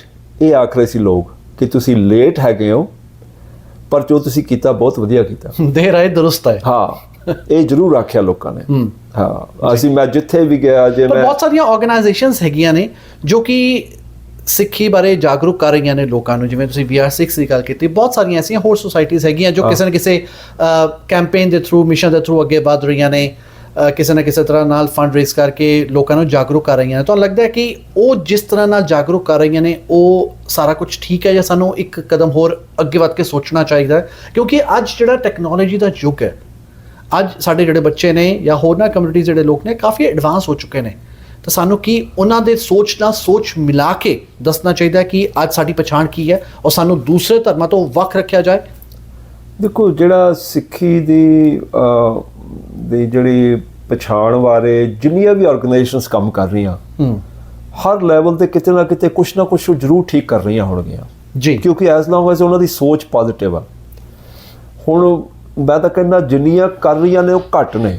ਹੋਰ ਇਹੋ ਜਿਹੀਆਂ ਆਰਗੇਨਾਈਜੇਸ਼ਨਸ ਹੁਣ ਬਹੁਤ ਸਾਰਾ ਕੰਮ ਕਰਨ ਵਾਲਾ ਪਿਆ ਆ ਜੀ। ਕਿ ਮੈਂ ਇਹ ਨਹੀਂ ਆਖਾਂਗਾ ਵੀ ਕੋਈ ਵੀ ਆਰਗੇਨਾਈਜੇਸ਼ਨ ਗਲਤ ਕਰ ਰਹੀ ਹੈ, ਕਿਉਂਕਿ ਇਹ ਵਿਸ਼ਾ ਹੀ ਐਡਾ ਵੱਡਾ ਹੈਗਾ। ਇਹ ਤਾਂ ਅਸੀਂ ਆਟੇ ਵਿੱਚ ਨੂਣ ਵੀ ਨਹੀਂ ਹੈਗੇ। ਤੇ ਜਿਹੜੀ ਵੀ ਆਰਗੇਨਾਈਜੇਸ਼ਨ ਜੋ ਵੀ ਕੰਮ ਕਰ ਰਹੀ ਹੈ, ਐਜ਼ ਲੌਂਗ ਐਜ਼ ਉਹ ਨਿਰਪੱਖ ਹੋ ਕੇ ਕਰ ਰਹੀ ਹੈ ਤੇ ਆਪ ਉਹ they are clean with their prospects, what they want to do ਜੀ, ਤੇ I think they are all welcome। ਪਰ ਜੋ ਅੱਜ ਦਾ ਬੱਚਾ, ਜੋ ਤੁਹਾਡਾ ਸਵਾਲ ਸੀਗਾ ਕਿ ਉਹ ਤੁਹਾਡਾ ਪਿਛਲਾ ਸਵਾਲ ਜੋ ਸੀਗਾ, ਬੱਚਾ ਉਸ ਨੂੰ ਅਡਾਪਟ ਕਰ ਰਿਹਾ ਕਿ ਨਹੀਂ ਕਰ ਰਿਹਾ, ਜਾਂ ਗੁਰੂ ਘਰਾਂ ਦੇ ਵਿੱਚ ਬੱਚੇ ਪਹੁੰਚ ਰਹੇ ਆ ਕਿ ਨਹੀਂ ਪਹੁੰਚ ਰਹੇ, ਮੈਂ ਸਮਝਦਾ ਕਿ ਸਾਡੇ ਜਿਹੜੇ ਗੁਰੂ ਘਰ ਨੇ ਖਾਸ ਕਰਕੇ ਇਹ ਅਨਸਕਸੈਸਫੁਲ ਰਹੇ ਆ ਹੁਣ ਤੱਕ ਦੇ ਪਿਛਲੇ 30 ਤੋਂ 35 ਸਾਲਾਂ ਦਾ ਮੇਰਾ ਜਿਹੜਾ ਤਜਰਬਾ ਇਸ ਇਲਾਕੇ ਵਿੱਚ ਸੈਂਟਰਲ ਕੈਲੀਫੋਰਨੀਆ ਵਿੱਚ ਆ ਕਿ ਗੁਰੂ ਘਰ ਹੈਵ ਬੀਨ ਬਹੁਤ ਵਿਰਲੇ, ਥੋੜੇ ਇੱਕ ਅੱਧਾ ਕੋਈ ਛੱਡ ਕੇ ਜਾਂ ਸਾਰੇ ਇਹਨਾਂ ਨੂੰ ਉਹ ਗਿਣਤੀ ਵਿੱਚ ਵੀ ਨਹੀਂ ਆਉਂਦੇ ਜੇ ਸਿੱਖਾਂ ਦੇ ਬੱਚਿਆਂ ਨੂੰ ਦੇਖੀਏ ਓਵਰਆਲ ਜੀ। ਤੇ ਗੁਰੂ ਘਰ ਨੇ ਉਹ ਮੋਸਟਲੀ ਅਨਸਕਸੈਸਫੁਲ ਨੇ ਇਸ ਮਿਸ਼ਨ ਦੇ ਵਿੱਚ। ਪਰ ਗੁਰਦੁਆਰੇ ਸਾਹਿਬਾਨਾਂ ਵਿੱਚ ਅੱਜ ਕੱਲ੍ਹ ਜਦ ਤੱਕ ਤਾਂ ਬੱਚਿਆਂ ਨੂੰ ਉਂਗਲੀ ਫੜ ਕੇ ਲਿਆਂਦਾ ਜਾਂਦਾ ਹੈ, ਬੱਚੇ ਪਹੁੰਚ ਰਹੇ ਨੇ, ਪਰ ਕੀ ਤੁਹਾਨੂੰ ਲੱਗਦਾ ਕਿ ਨੌਜਵਾਨ ਜਿਹੜਾ ਬੱਚਾ ਹੈਗਾ, ਕਿਉਂਕਿ ਉਹ ਆਪਣੀ ਇੰਨੇ ਬਹੁਤ ਹੀ ਘਰ ਗ੍ਰਸਤੀ ਵਿੱਚ ਬਿਜ਼ੀ ਹੈਗਾ ਜਾਂ ਨਵੀਆਂ ਆਪਣੀਆਂ ਜੌਬਾਂ 'ਚ ਬਿਜ਼ੀ ਹੈਗਾ ਜਾਂ ਆਪਣੇ ਬਿਜ਼ਨਸ ਵਿੱਚ ਬਿਜ਼ੀ ਹੈਗਾ, ਤਾਂ ਉਹ ਬਿਜ਼ੀ ਬੰਦੇ ਕਰਕੇ ਗੁਰਦੁਆਰੇ ਸਾਹਿਬਾਨ ਨਹੀਂ ਆ ਪਾ ਰਿਹਾ ਜਾਂ ਕੋਈ ਤੁਸੀਂ ਹੋਰ ਕਾਰਨ ਮੰਨਦੇ ਹੋ? ਕਿਉਂਕਿ ਅੱਜ ਗੁਰਦੁਆਰੇ ਸਾਹਿਬਾਨਾਂ ਦੀ ਜਿਹੜਾ ਸੇਵਾ ਸੰਭਾਲ ਹੈਗੀ ਹੈ ਬਜ਼ੁਰਗਾਂ ਦੇ ਹੱਥਾਂ ਵਿੱਚ ਹੈਗੀ ਹੈ, ਪਰ ਜਦੋਂ ਨੌਜਵਾਨਾਂ ਨੂੰ ਕਹੋ ਕਿ ਤੁਸੀਂ ਆਓ ਇਸ ਸੇਵਾ ਨੂੰ ਸੰਭਾਲੋ ਤਾਂ ਉਹ ਕਹਿੰਦੇ ਕਿ ਨਹੀਂ, ਅਸੀਂ ਵਲੰਟੀਅਰ ਦੇ ਤੌਰ ਤੇ ਠੀਕ ਹੈਗੇ ਆ, ਪਰ ਅਸੀਂ ਨਾ ਤਾਂ ਪ੍ਰਧਾਨ ਬਣਨਾ ਹੈ, ਨਾ ਖਜ਼ਾਨਚੀ ਬਣਨਾ ਹੈ, ਨਾ ਸਕੱਤਰ ਬਣਨਾ ਹੈ, ਅਸੀਂ ਵਲੰਟੀਅਰ ਦੇ ਤੌਰ ਤੇ ਠੀਕ ਆ। ਇਸ ਤੋਂ ਤੁਸੀਂ ਕਿੰਨਾ ਕੁ ਜਾਇਜ਼ ਸਮਝਦੇ ਹੋ? ਸੋ ਬਿਰਮਾਨੀ ਜੀ ਐਸਾ ਹੈਗਾ ਕਿ ਅਸੀਂ ਨਾ ਪਿਛਲੇ ਸਮੇਂ ਦੇ ਵਿੱਚ ਕਾਫੀ ਚਰਚਾਂ ਵਿੱਚ ਜਾ ਕੇ ਵੀ ਅਸੀਂ ਬੋਲਦੇ ਰਹੇ ਹਾਂ। I have been speaking a lot of churches ji. ਤੁਸੀਂ ਯਕੀਨ ਨਹੀਂ ਮੰਨੋਗੇ ਕਿ ਜਿਹੜੀ ਇੱਥੇ ਦੀ ਕੈਥੋਲਿਕ ਚਰਚ ਆ, ਉਹਨਾਂ ਨੇ ਸਾਡੇ ਜਿਹੜੇ ਅਸੀਂ ਸਿੱਖ 5 ਵੀਰ ਗਏ ਸੀਗੇ 2-3 ਚਰਚਾਂ ਵਿੱਚ ਬੋਲਣ, ਉਹਨਾਂ ਨੇ ਸਾਨੂੰ ਸਿੱਧਾ ਹੀ ਆਖਿਆ ਸੀ ਕਿ ਅਸੀਂ ਚੈਲੰਜ ਕਰਦੇ ਹਾਂ ਤੁਹਾਨੂੰ ਕਿ ਤੁਹਾਡੀ 3rd ਜਨਰੇਸ਼ਨ ਨੂੰ ਅਸੀਂ ਕੈਥੋਲਿਕ ਬਣਾ ਦਿਆਂਗੇ। ਅੱਛਾ, ਹਾਂ, ਅਸੀਂ ਤੁਹਾਨੂੰ ਚੈਲੰਜ ਕਰਦੇ ਹਾਂ ਕਿ ਤੁਹਾਡੀ 3ਜੀ ਜਨਰੇਸ਼ਨ ਕੈਥੋਲਿਕ ਹੋਏਗੀ। ਹੁਣ ਜੇ ਆਪਾਂ ਇਸ ਨੂੰ ਇੱਕ ਸਟੈਪ ਬੈਕ ਕਰਕੇ ਦੇਖੀਏ, ਫਿਰ ਤੁਹਾਡੇ ਸਵਾਲ ਦਾ ਜਵਾਬ ਆਪਣੇ ਆਪ ਮਿਲ ਜਾਏਗਾ ਕਿ ਇੱਕ ਤਾਂ ਬੱਚਿਆਂ ਨੂੰ ਉਹ ਮਾਹੌਲ ਨਹੀਂ ਮਿਲ ਰਿਹਾ ਜੋ ਆਪ ਤੁਸੀਂ ਪੰਜਾਬ ਜਾਂ ਇੰਡੀਆ ਜਾਂ ਜਿੱਥੇ ਵੀ ਆਪਾਂ ਪੰਜਾਬ ਤੋਂ ਜਾਂ ਇੰਡੀਆ ਤੋਂ ਆਉਂਦੇ ਆ, ਕਿ ਉੱਥੇ ਜਿਹੜਾ ਸਰਕਮਸਟੈਂਸ ਨੇ, ਮਾਹੌਲ ਨੇ ਬਾਹਰ, ਉਹ ਵੀ ਆਂਟੀਆਂ, ਅੰਕਲ, ਗੁਰਦੁਆਰੇ, ਤੇ ਜਿਹੜਾ ਸੋਸ਼ਲ ਸਿਸਟਮ ਦਾ ਭੈ ਆ, ਸੋਸ਼ਲ ਸਿਸਟਮ ਇੱਕ ਭੈ ਕ੍ਰੀਏਟ ਕਰਕੇ ਰੱਖਦਾ ਜੀ। ਇੱਕ ਧਰਮ ਦਾ ਭੈ ਹੁੰਦਾ ਜਿਹਨੂੰ ਮਹਾਰਾਜ ਕਹਿੰਦੇ ਨਿਰਮਲ ਭਉ ਪਾਇਆ ਹਰ ਗੁਣ ਗਾਇਆ, ਕਿ ਨਿਰਮਲ ਭਉ ਧਰਮ ਦਾ ਇੱਕ 4 ਦੀਵਾਰੀ ਤੇਰੇ ਆਲੇ ਦੁਆਲੇ ਰਹਿੰਦੀ ਹੈ ਜੀ। ਤੇ ਦੂਜਾ ਭੈ ਹੁੰਦਾ ਸੋਸ਼ਲ ਸਿਸਟਮ ਦਾ, ਕਿ ਮੈਨੂੰ ਆਂਟੀ ਨੇ ਦੇਖ ਲਿਆ, ਮੈਂ ਗਲਤ ਨਾ ਕਰ ਲਵਾਂ ਅੱਜ। ਰਾਈਟ। ਉਹ ਨਿਰਮਲ ਭੈ ਜਿਹੜਾ ਸੋਸ਼ਲ ਸਿਸਟਮ ਦਾ ਭੈ ਉਹ ਇੱਥੇ ਨਹੀਂ ਹੈਗਾ। ਇਸ ਕਰਕੇ ਤੇ ਦੂਸਰੀ ਜਿਹੜੀ ਗਲਤੀ ਵੱਡੀ ਹੋ ਰਹੀ ਹੈ, ਜਿਹੜੀ ਸਾਡੇ ਤੋਂ ਹੋ ਰਹੀ ਹੈ, ਇਸ ਕਰਕੇ ਇੱਕ ਤਾਂ ਉਹਨਾਂ ਨੂੰ ਸਿਸਟਮ ਨੇ ਆਜ਼ਾਦ ਕਰ ਦਿੱਤਾ ਸਾਡੇ ਬੱਚਿਆਂ ਨੂੰ, ਉਹਨਾਂ ਜੋ ਸਾਡੇ ਟਾਈਮ ਤੇ ਅਸੀਂ ਜਦੋਂ ਗਰੋ ਅਪ ਹੋ ਰਹੇ ਸੀ, ਸਾਡੇ ਅੰਦਰ ਜਿਹੜਾ ਨਿਰਮਲ ਭੈ ਸੀਗਾ, 2 ਭੈ ਅੰਦਰ ਸੀਗੇ, ਇੱਕ ਧਰਮ ਦਾ ਸੀ, ਮਾਤਾ ਪਿਤਾ ਦਾ ਸੀ, ਤੇ 4 ਚੁਫੇਰੇ ਦਾ ਵੀ ਸੀ। ਉਹਨਾਂ ਵਿੱਚੋਂ ਇੱਥੇ ਸਾਡੇ ਬੱਚਿਆਂ 'ਚ ਇੱਕ ਵੀ ਨਹੀਂ ਹੈਗਾ। ਯਾਨੀ ਕਿ ਅਸੀਂ ਨੈਗੇਟਿਵ ਤਰੀਕੇ ਨਾਲ ਅਸੀਂ ਬੋਲ ਰਹੇ ਹੋ ਕਿ ਜਦੋਂ ਤੁਸੀਂ ਪੰਜਾਬ ਵਿੱਚ ਵੱਡੇ ਹੋਏ, ਪਲੇ ਬੜੇ ਉੱਥੇ ਵੱਡੇ ਹੋਏ, ਠੀਕ ਹੈ, ਤਾਂ ਉੱਥੇ ਇੱਕ ਡਰ ਦਾ ਮਾਹੌਲ ਸੀਗਾ ਕਿ ਮੈਂ ਕੁਝ ਗਲਤ ਕਰਾਂਗਾ ਤਾਂ ਮੈਨੂੰ ਆਸ-ਪਾਸ ਵਾਲੇ, ਆਂਢ ਗੁਆਂਢ ਵਾਲੇ ਮੈਨੂੰ ਮਨਾ ਕਰ ਦੇਣਗੇ। ਲੇਕਿਨ ਅਮਰੀਕਾ ਦਾ ਜਿਹੜਾ ਕਲਚਰ ਹੈ ਉਹ ਇੱਕ ਫਰੀਡਮ ਵੀ ਦਿੰਦਾ ਹੈ, ਪਰ ਉਸ ਫਰੀਡਮ ਦਾ ਨੈਗੇਟਿਵ ਅਸਰ ਇਹ ਹੋਇਆ ਕਿ ਬੱਚਿਆਂ ਦਾ ਅੰਦਰ ਜਿਹੜਾ ਡਰ ਸੀ ਉਹ ਖਤਮ ਹੋ ਗਿਆ ਕਿ ਅਸੀਂ ਬਿਲਕੁਲ ਆਜ਼ਾਦ ਹਾਂ, ਅਸੀਂ ਜੋ ਮਰਜ਼ੀ ਕਰੀਏ, ਸਾਡੇ ਆਂਢ ਗੁਆਂਢ ਦਾ ਸਾਡੇ ਨਾਲ ਕੋਈ ਲੈਣਾ ਦੇਣਾ ਨਹੀਂ ਹੈ। ਬਿਲਕੁਲ ਠੀਕ ਹੈ, ਬਿਲਕੁਲ ਠੀਕ ਹੈ। ਤੇ ਦੂਸਰਾ ਜਿਹੜੀ ਉਸ ਤੋਂ ਜਿਹੜੀ ਸਾਡੀ ਉੱਤੇ ਗਲਤੀ ਹੋ ਰਹੀ ਹੈ ਉਹ ਇਹ ਆ ਕਿ ਅਸੀਂ ਆਪਣੇ ਬੱਚਿਆਂ ਨੂੰ ਗੁਰਦੁਆਰਿਆਂ ਦੇ ਵਿੱਚ ਕਿਵੇਂ ਅਡਾਪਟ ਕਰਨਾ, ਉਹ ਅਡਾਪਟ ਨਹੀਂ ਕਰ ਪਾ ਰਹੇ ਕਿ ਇਹਨਾਂ ਨੂੰ ਵੈਲਕਮ ਕਿਵੇਂ ਕਰੀਏ ਤਾਂ ਜੋ ਕਿ ਇਹ ਇੱਥੇ ਰਹਿ ਜਾਣ। ਬਹੁਤ ਸਾਰੇ ਗੁਰਦੁਆਰੇ ਸਾਹਿਬਾਨਾਂ ਨਾਲ ਜਦੋਂ ਸਾਡੀ ਗੱਲਬਾਤ ਹੁੰਦੀ ਹੈ, ਕਿਉਂਕਿ ਜਦੋਂ ਅਸੀਂ ਕਿਹਾ ਕਿ ਅਡਾਪਟ ਬੱਚਿਆਂ ਨੂੰ ਕਿਵੇਂ ਅਸੀਂ ਲੈਣਾ, ਉਹਨਾਂ ਦਾ ਕਹਿਣਾ ਕਿ ਨਹੀਂ, ਅਸੀਂ ਦੇਖੋ ਪੀਜ਼ਾ ਵੀ ਅਸੀਂ ਕਰਦੇ ਹਾਂ, ਅਸੀਂ ਵੱਖ-ਵੱਖ ਤਰ੍ਹਾਂ ਦੇ ਲੰਗਰ ਲਗਾਉਂਦੇ ਹਾਂ, ਭਟੂਰੇ ਛੋਲੇ ਕਰਦੇ ਹਾਂ, ਜਲੇਬੀਆਂ ਕਰਦੇ ਹਾਂ, ਗੁਲਾਬ ਜਾਮੁਨ ਦਿੰਦੇ ਹਾਂ, ਤਾਂ ਕਿ ਬੱਚਿਆਂ ਅੰਦਰ ਇੱਕ ਕਿਉਰਿਓਸਿਟੀ ਪੈਦਾ ਹੋਏ ਕਿ ਨਹੀਂ, ਅਸੀਂ ਗੁਰਦੁਆਰੇ ਜਾਵਾਂਗੇ, ਸਾਨੂੰ ਦੇਖੋ ਇੰਨੇ ਵੈਰਾਈਟੀ ਆਫ ਲੰਗਰ ਮਿਲੇਗਾ। ਲੇਕਿਨ ਕੀ ਉਹਦੇ ਨਾਲ ਬੱਚਿਆਂ ਵਿੱਚ ਇੱਕ ਖਿੱਚ ਪੈਦਾ ਹੋ ਸਕਦੀ ਹੈ? ਜਾਂ ਫਿਰ ਜਿਹੜੇ ਗੁਰਦੁਆਰਾ ਬਹੁਤ ਵੱਡੇ ਮੇਲੇ ਵੀ ਲਗਾਉਂਦੇ ਨੇ ਇੱਥੇ ਅਮਰੀਕਾ ਦੀ ਧਰਤੀ ਤੇ, ਮੇਲੇ ਵੀ ਲਗਾਉਂਦੇ ਨੇ, ਫਿਰ ਉਸ ਤੋਂ ਬਾਅਦ ਝੂਲੇ ਲਗਾਉਂਦੇ ਨੇ ਕਿ ਬੱਚਿਆਂ ਨੂੰ ਥੋੜ੍ਹਾ ਜਿਹਾ ਦਿਖਾਵਾਂਗੇ ਤਾਂ ਕਿ ਉਹ ਕਿਸੇ ਨਾ ਕਿਸੇ ਤਰੀਕੇ ਨਾਲ ਗੁਰਦੁਆਰੇ ਅੰਦਰ ਕਦਮ ਤਾਂ ਰੱਖਣ। ਬਿਰਮਾਨੀ ਜੀ, ਜਿਹੜੀ ਤੁਸੀਂ ਖੁਰਾਕ ਦੀ ਗੱਲ ਕਰ ਰਹੇ ਹੋ ਨਾ, ਇਹ ਸਰੀਰ ਦੀ ਖੁਰਾਕ ਆ। ਪੀਜ਼ਾ ਖਵਾ ਦੇਣਾ ਸਰੀਰ ਦੀ ਖੁਰਾਕ ਆ, ਝੂਲਣਾ ਵਾਸਤੇ, ਖੇਲਣ ਵਾਸਤੇ, ਕੋਈ ਬਾਸਕਟਬਾਲ ਦੇ ਕੋਰਟ ਗੁਰਦੁਆਰਿਆਂ ਵਿੱਚ ਲਾਏ ਨੇ, ਵਾਲੀਬਾਲ ਦੇ ਲਾਏ ਨੇ, ਇਹ ਸਰੀਰ ਦੀ ਖੁਰਾਕ ਆ ਜੀ। ਪਰ ਗੁਰੂ ਘਰ ਸਰੀਰ ਦੀ ਖੁਰਾਕ ਵਾਸਤੇ ਨਹੀਂ ਹੈ, ਗੁਰੂ ਘਰ ਮਨ ਦੀ ਖੁਰਾਕ ਵਾਸਤੇ ਹੈ। ਜਦ ਤੱਕ ਅਸੀਂ ਇਹਨਾਂ ਬੱਚਿਆਂ ਨੂੰ ਆਪ ਅਡੈਪਟ ਨਹੀਂ ਕਰਾਂਗੇ, ਮੈਨੂੰ ਯਾਦ ਆ ਤੁਸੀਂ ਇੰਡੀਆ ਤੇ ਪੰਜਾਬ ਦੀ ਗੱਲ ਕਰ ਰਹੇ ਹੋ ਨਾ, ਮੇਰੀ ਜਿਹੜੀ ਗਰੋਥ ਹੈਗੀ ਆ ਉਹ ਬੰਗਾਲ ਦੀ ਹੈਗੀ ਆ, ਦੁਰਗਾਪੁਰ ਦੀ। ਮੈਂ ਦੁਰਗਾਪੁਰ ਦੇ ਸ਼ਹਿਰ, ਕਲਕੱਤੇ ਦੇ ਕੋਲ ਇੱਕ ਸ਼ਹਿਰ ਆ ਜਿੱਥੇ ਮੈਂ 24-25 ਸਾਲਾਂ ਦਾ ਗਰੋ ਹੋ ਕੇ ਇੱਥੇ ਆਇਆ ਸੀ ਜੀ। ਪਰ ਜਿਹੜੀ ਅਸੀਂ ਉੱਥੇ ਗਰੋਥ ਜਿਹੜੀ ਅਡੈਪਟ ਕੀਤੀ ਸੀ ਉਹ ਇਹ ਸੀ ਕਿ ਬੱਚਿਆਂ ਨੂੰ ਹਰ ਐਤਵਾਰ ਨੂੰ ਜਾਂ ਜਿੱਦਣ ਵੀ ਫੰਕਸ਼ਨ ਹੋਣਾ ਉਦਣ ਜੋ ਗੁਰੂ ਘਰ ਦੇ ਵਿੱਚ ਜੋ ਐਕਟੀਵਿਟੀ ਹੋਣੀ ਆ ਉਹ ਬੱਚਿਆਂ ਨੇ ਕਰਨੀ ਆ। ਜੇ ਅਰਦਾਸ ਆ ਤਾਂ ਲੜਕੇ ਨੇ ਕਰਨੀ ਆ ਜਾਂ ਬੱਚੀ ਨੇ ਕਰਨੀ ਆ। ਇੱਕ ਪਰਿਵਾਰ ਦੇ ਬੱਚੇ ਨੇ ਵਾਕ ਲੈਣਾ ਹੈਗਾ, 2-3 ਪਰਿਵਾਰਾਂ ਦੇ ਬੱਚਿਆਂ ਨੇ ਕੀਰਤਨ ਕਰਨਾ ਹੈਗਾ ਜੀ, 2-3 ਪਰਿਵਾਰਾਂ ਦੇ ਬੱਚਿਆਂ ਨੇ ਪ੍ਰਸ਼ਾਦ ਵਰਤਾਉਣਾ ਹੈਗਾ, 2-3 ਪਰਿਵਾਰਾਂ ਦੇ ਬੱਚਿਆਂ ਨੇ ਜੋੜਿਆਂ ਦੀ ਸੇਵਾ ਕਰਨੀ ਆ। ਹੁਣ ਇਹਨਾਂ ਬੱਚਿਆਂ ਦੇ ਨਾਲ ਇਨਵੋਲਵਮੈਂਟ ਹੋ ਗਈ। ਉਹ ਕਹਿਣਗੇ ਨਹੀਂ ਅੱਜ ਸਾਡੇ ਬੱਚਿਆਂ ਨੇ ਤਾਂ ਸਾਡੇ ਬੱਚੇ ਨੇ ਵਾਕ ਲੈਣਾ ਹੈਗਾ, ਉਹਦੇ ਨਾਲ ਉਹ ਪਰਿਵਾਰ ਵੀ ਜਾ ਰਿਹਾ ਹੈਗਾ। ਹੁਣ ਬੱਚਾ ਇਨਵੋਲਵ ਹੋ ਗਿਆ ਜੀ, ਹੁਣ ਬੱਚਾ ਉਹ ਮਨ ਦੀ ਖੁਰਾਕ ਨਾਲ ਇਨਵੋਲਵ ਹੋ ਗਿਆ। ਅੱਜ ਸਾਡੇ ਬੱਚੇ ਨੇ ਜੀ ਕੀਰਤਨ ਕਰਨਾ ਗੁਰਦੁਆਰੇ, ਉਹ ਸਾਰੇ ਪਰਿਵਾਰ ਉਸ ਦੇ ਨਾਲ 2-3 4-5 ਪਰਿਵਾਰ ਉਹ ਵੀ ਅਟੈਚ ਹੋ ਗਏ। ਅੱਜ ਸਾਡੇ ਬੱਚੇ ਨੇ ਅਰਦਾਸ ਕਰਨੀ ਹੈ ਜੀ ਗੁਰਦੁਆਰੇ, ਉਹ ਪਰਿਵਾਰ 3-4 ਉਹਦੇ ਨਾਲ ਆ ਰਹੇ ਆ। ਤੇ ਜੋ ਹੀ ਉਹ ਬੱਚਾ ਅਰਦਾਸ ਕਰਦਾ, ਜੋ ਹੀ ਉਹ ਬੱਚਾ ਸਟੇਜ ਤੇ ਜਾ ਕੇ, ਅੱਜ ਸਾਡੇ ਬੱਚੇ ਨੇ ਸਟੇਜ ਤੇ ਗੁਰੂ ਅਰਜਨ ਸਾਹਿਬ ਦਾ ਸ਼ਹੀਦੀ ਪੁਰਬ ਹੈ ਇਹਦੇ ਬਾਰੇ ਬੋਲਣਾ ਹੈਗਾ, ਤੇ 2-3 ਬੱਚੇ 4 ਬੱਚੇ ਤਿਆਰ ਨੇ। ਸੋ ਜਦੋਂ ਤੁਸੀਂ ਉਹਨਾਂ ਨੂੰ ਉਹ ਇਜਾਜ਼ਤ ਦੇ ਦਿੰਦੇ ਹੋ ਤੇ ਨਾਲ ਉਹਨਾਂ ਦੀ ਇਨਵੋਲਵਮੈਂਟ ਗੁਰਦੁਆਰਿਆਂ ਵਿੱਚ ਦੇ ਅੰਦਰਲੇ ਪ੍ਰੋਗਰਾਮ ਦੇ ਵਿੱਚ ਜਿੱਥੇ ਮਨ ਦੀ ਖੁਰਾਕ ਦੀ ਗੱਲ ਹੋ ਰਹੀ ਹੈ ਉੱਥੇ ਵਧਾ ਦਿੰਦੇ ਹੋ ਉਹਨਾਂ ਦੀ ਇਨਵੋਲਵਮੈਂਟ, ਫਿਰ ਉਹ ਆਪਣੇ ਆਪ ਇਨਵੋਲਵ ਹੋ ਜਾਂਦੇ ਨੇ। ਉਹ ਬੱਚੇ ਕੋਈ ਤੁਹਾਡਾ ਖਿਆਲ ਆ ਵੀ ਉਹ ਪੀਜ਼ਾ ਖਾਣ ਆਉਂਦੇ ਨੇ ਜਾਂ ਉਹਨਾਂ ਦੇ ਘਰੇ ਵੀ ਸਭ ਕੁਝ ਅਵੇਲੇਬਲ। USA ਨਾਰਥ ਅਮਰੀਕਾ ਦੇ ਬੱਚਿਆਂ ਦੇ ਕਿਹਨਾਂ ਦੇ ਬੱਚਿਆਂ ਦੇ ਘਰ ਵਿੱਚ ਇਹ ਸਾਰਾ ਕੁਝ ਖੁਰਾਕ ਨਹੀਂ ਹੈ। Why would they come just for a pizza? ਠੀਕ ਹੈ, ਇੱਥੇ ਠੀਕ ਹੈ ਤੁਹਾਡੀ ਗੱਲ, ਪਰ ਜਿਹੜੇ ਅਸੀਂ ਨੌਜਵਾਨਾਂ ਨੂੰ ਕਹਿੰਦੇ ਤੁਸੀਂ ਆਓ ਗੁਰਦੁਆਰਿਆਂ ਦੀ ਸੇਵਾ ਸੰਭਾਲ ਕਰੋ, ਉਹ ਫਿਰ ਉੱਥੇ ਕਿਉਂ ਪਿੱਛੇ ਹੋ ਜਾਂਦੇ ਨੇ? ਇਸ ਕਰਕੇ ਪਿੱਛੇ ਹੁੰਦੇ ਨੇ ਕਿਉਂਕਿ ਇਹ ਜਿਹੜੀ ਅਟੈਚਮੈਂਟ ਆ, ਗੁਰਦੁਆਰਾ ਜਿਹੜਾ ਹੈਗਾ ਉਹ ਇੱਕ ਪਰਫਾਰਮੈਂਸ ਦਾ ਪਲੇਟਫਾਰਮ ਆ। ਠੀਕ ਹੈ, ਗੁਰਦੁਆਰਾ ਸਿੱਖਣ ਦਾ ਪਲੇਟਫਾਰਮ ਨਹੀਂ ਹੈ।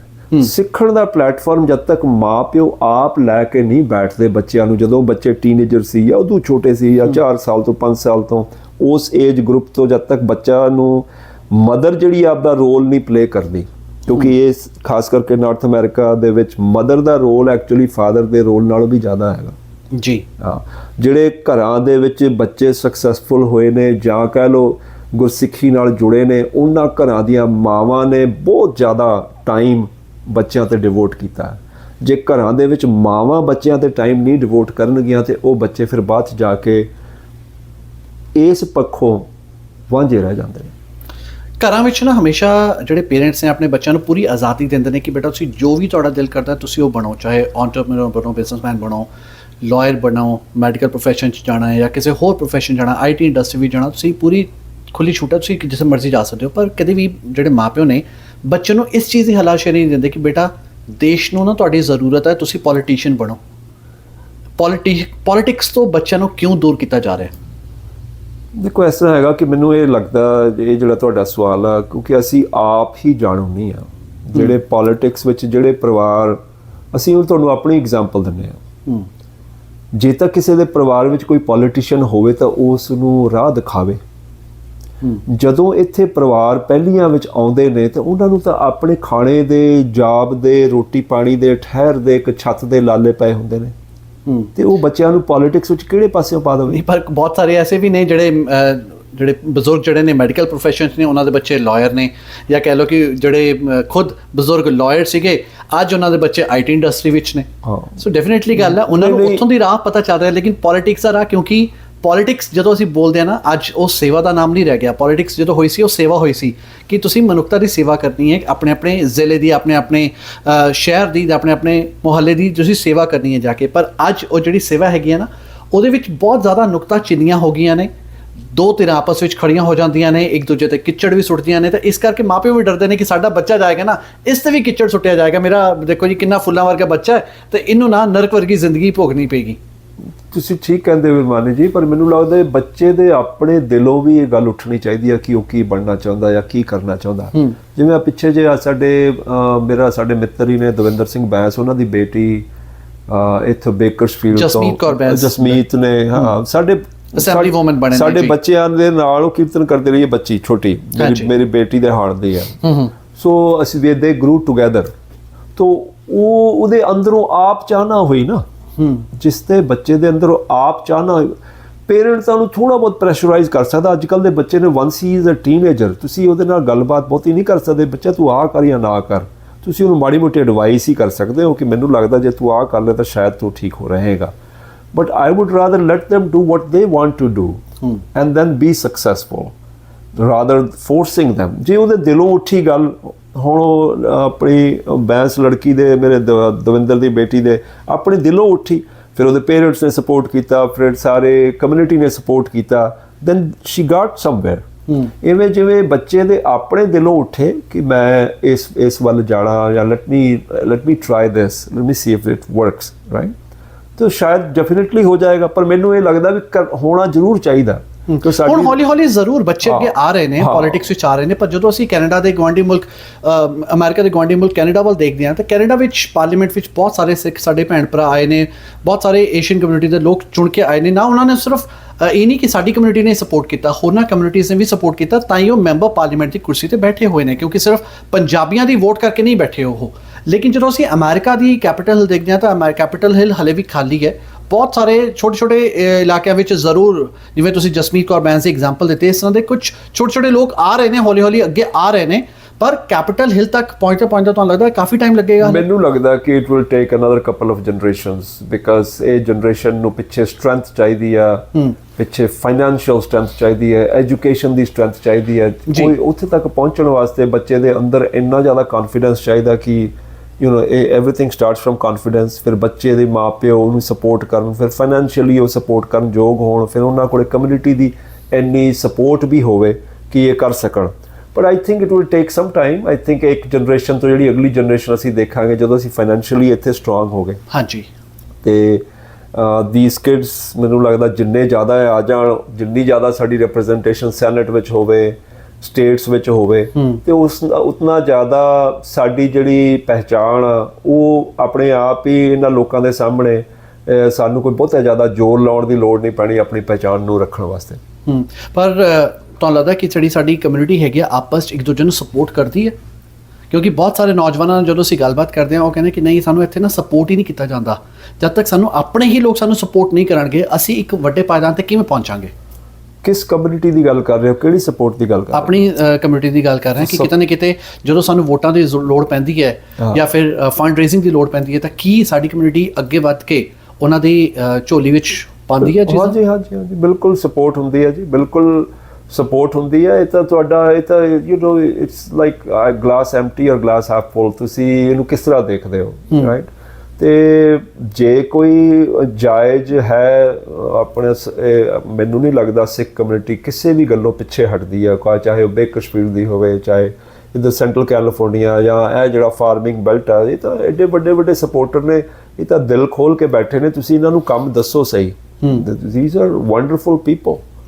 ਇੱਕ ਜ਼ਰੂਰ ਮੈਂ ਸਵਾਲ ਤੁਹਾਡੇ ਤੋਂ ਪੁੱਛਾਂਗਾ, ਕਿਉਂਕਿ ਇਹ ਸਵਾਲ ਗੰਭੀਰ ਜ਼ਰੂਰ ਹੈ, ਕਿਉਂਕਿ ਅਸੀਂ ਤਾਂ ਬਹੁਤ ਮੁੱਠੀ ਪਾ ਰਹੀਆਂ ਇਸ ਸਮੇਂ ਅਮਰੀਕਾ ਵਿੱਚ। ਸਾਡੇ ਤੋਂ ਬਹੁਤ ਅੱਗੇ ਜਿਹੜੀਆਂ ਕਮਿਊਨਿਟੀਜ਼ ਬੈਠੀਆਂ ਨੇ, ਬਲੈਕ ਕਮਿਊਨਿਟੀ ਸਾਡੇ ਨਾਲੋਂ ਬਹੁਤ ਜ਼ਿਆਦਾ ਇੱਥੇ ਲੋਕ ਹੈਗੇ ਨੇ ਜਿਹੜੇ ਅਮਰੀਕਾ 'ਚ, ਲੇਕਿਨ ਉਹਨਾਂ ਨੂੰ ਹਾਲੇ ਤੱਕ ਕਹਿਣਾ ਪੈ ਰਿਹਾ ਬਲੈਕ ਲਾਈਵਸ ਮੈਟਰ।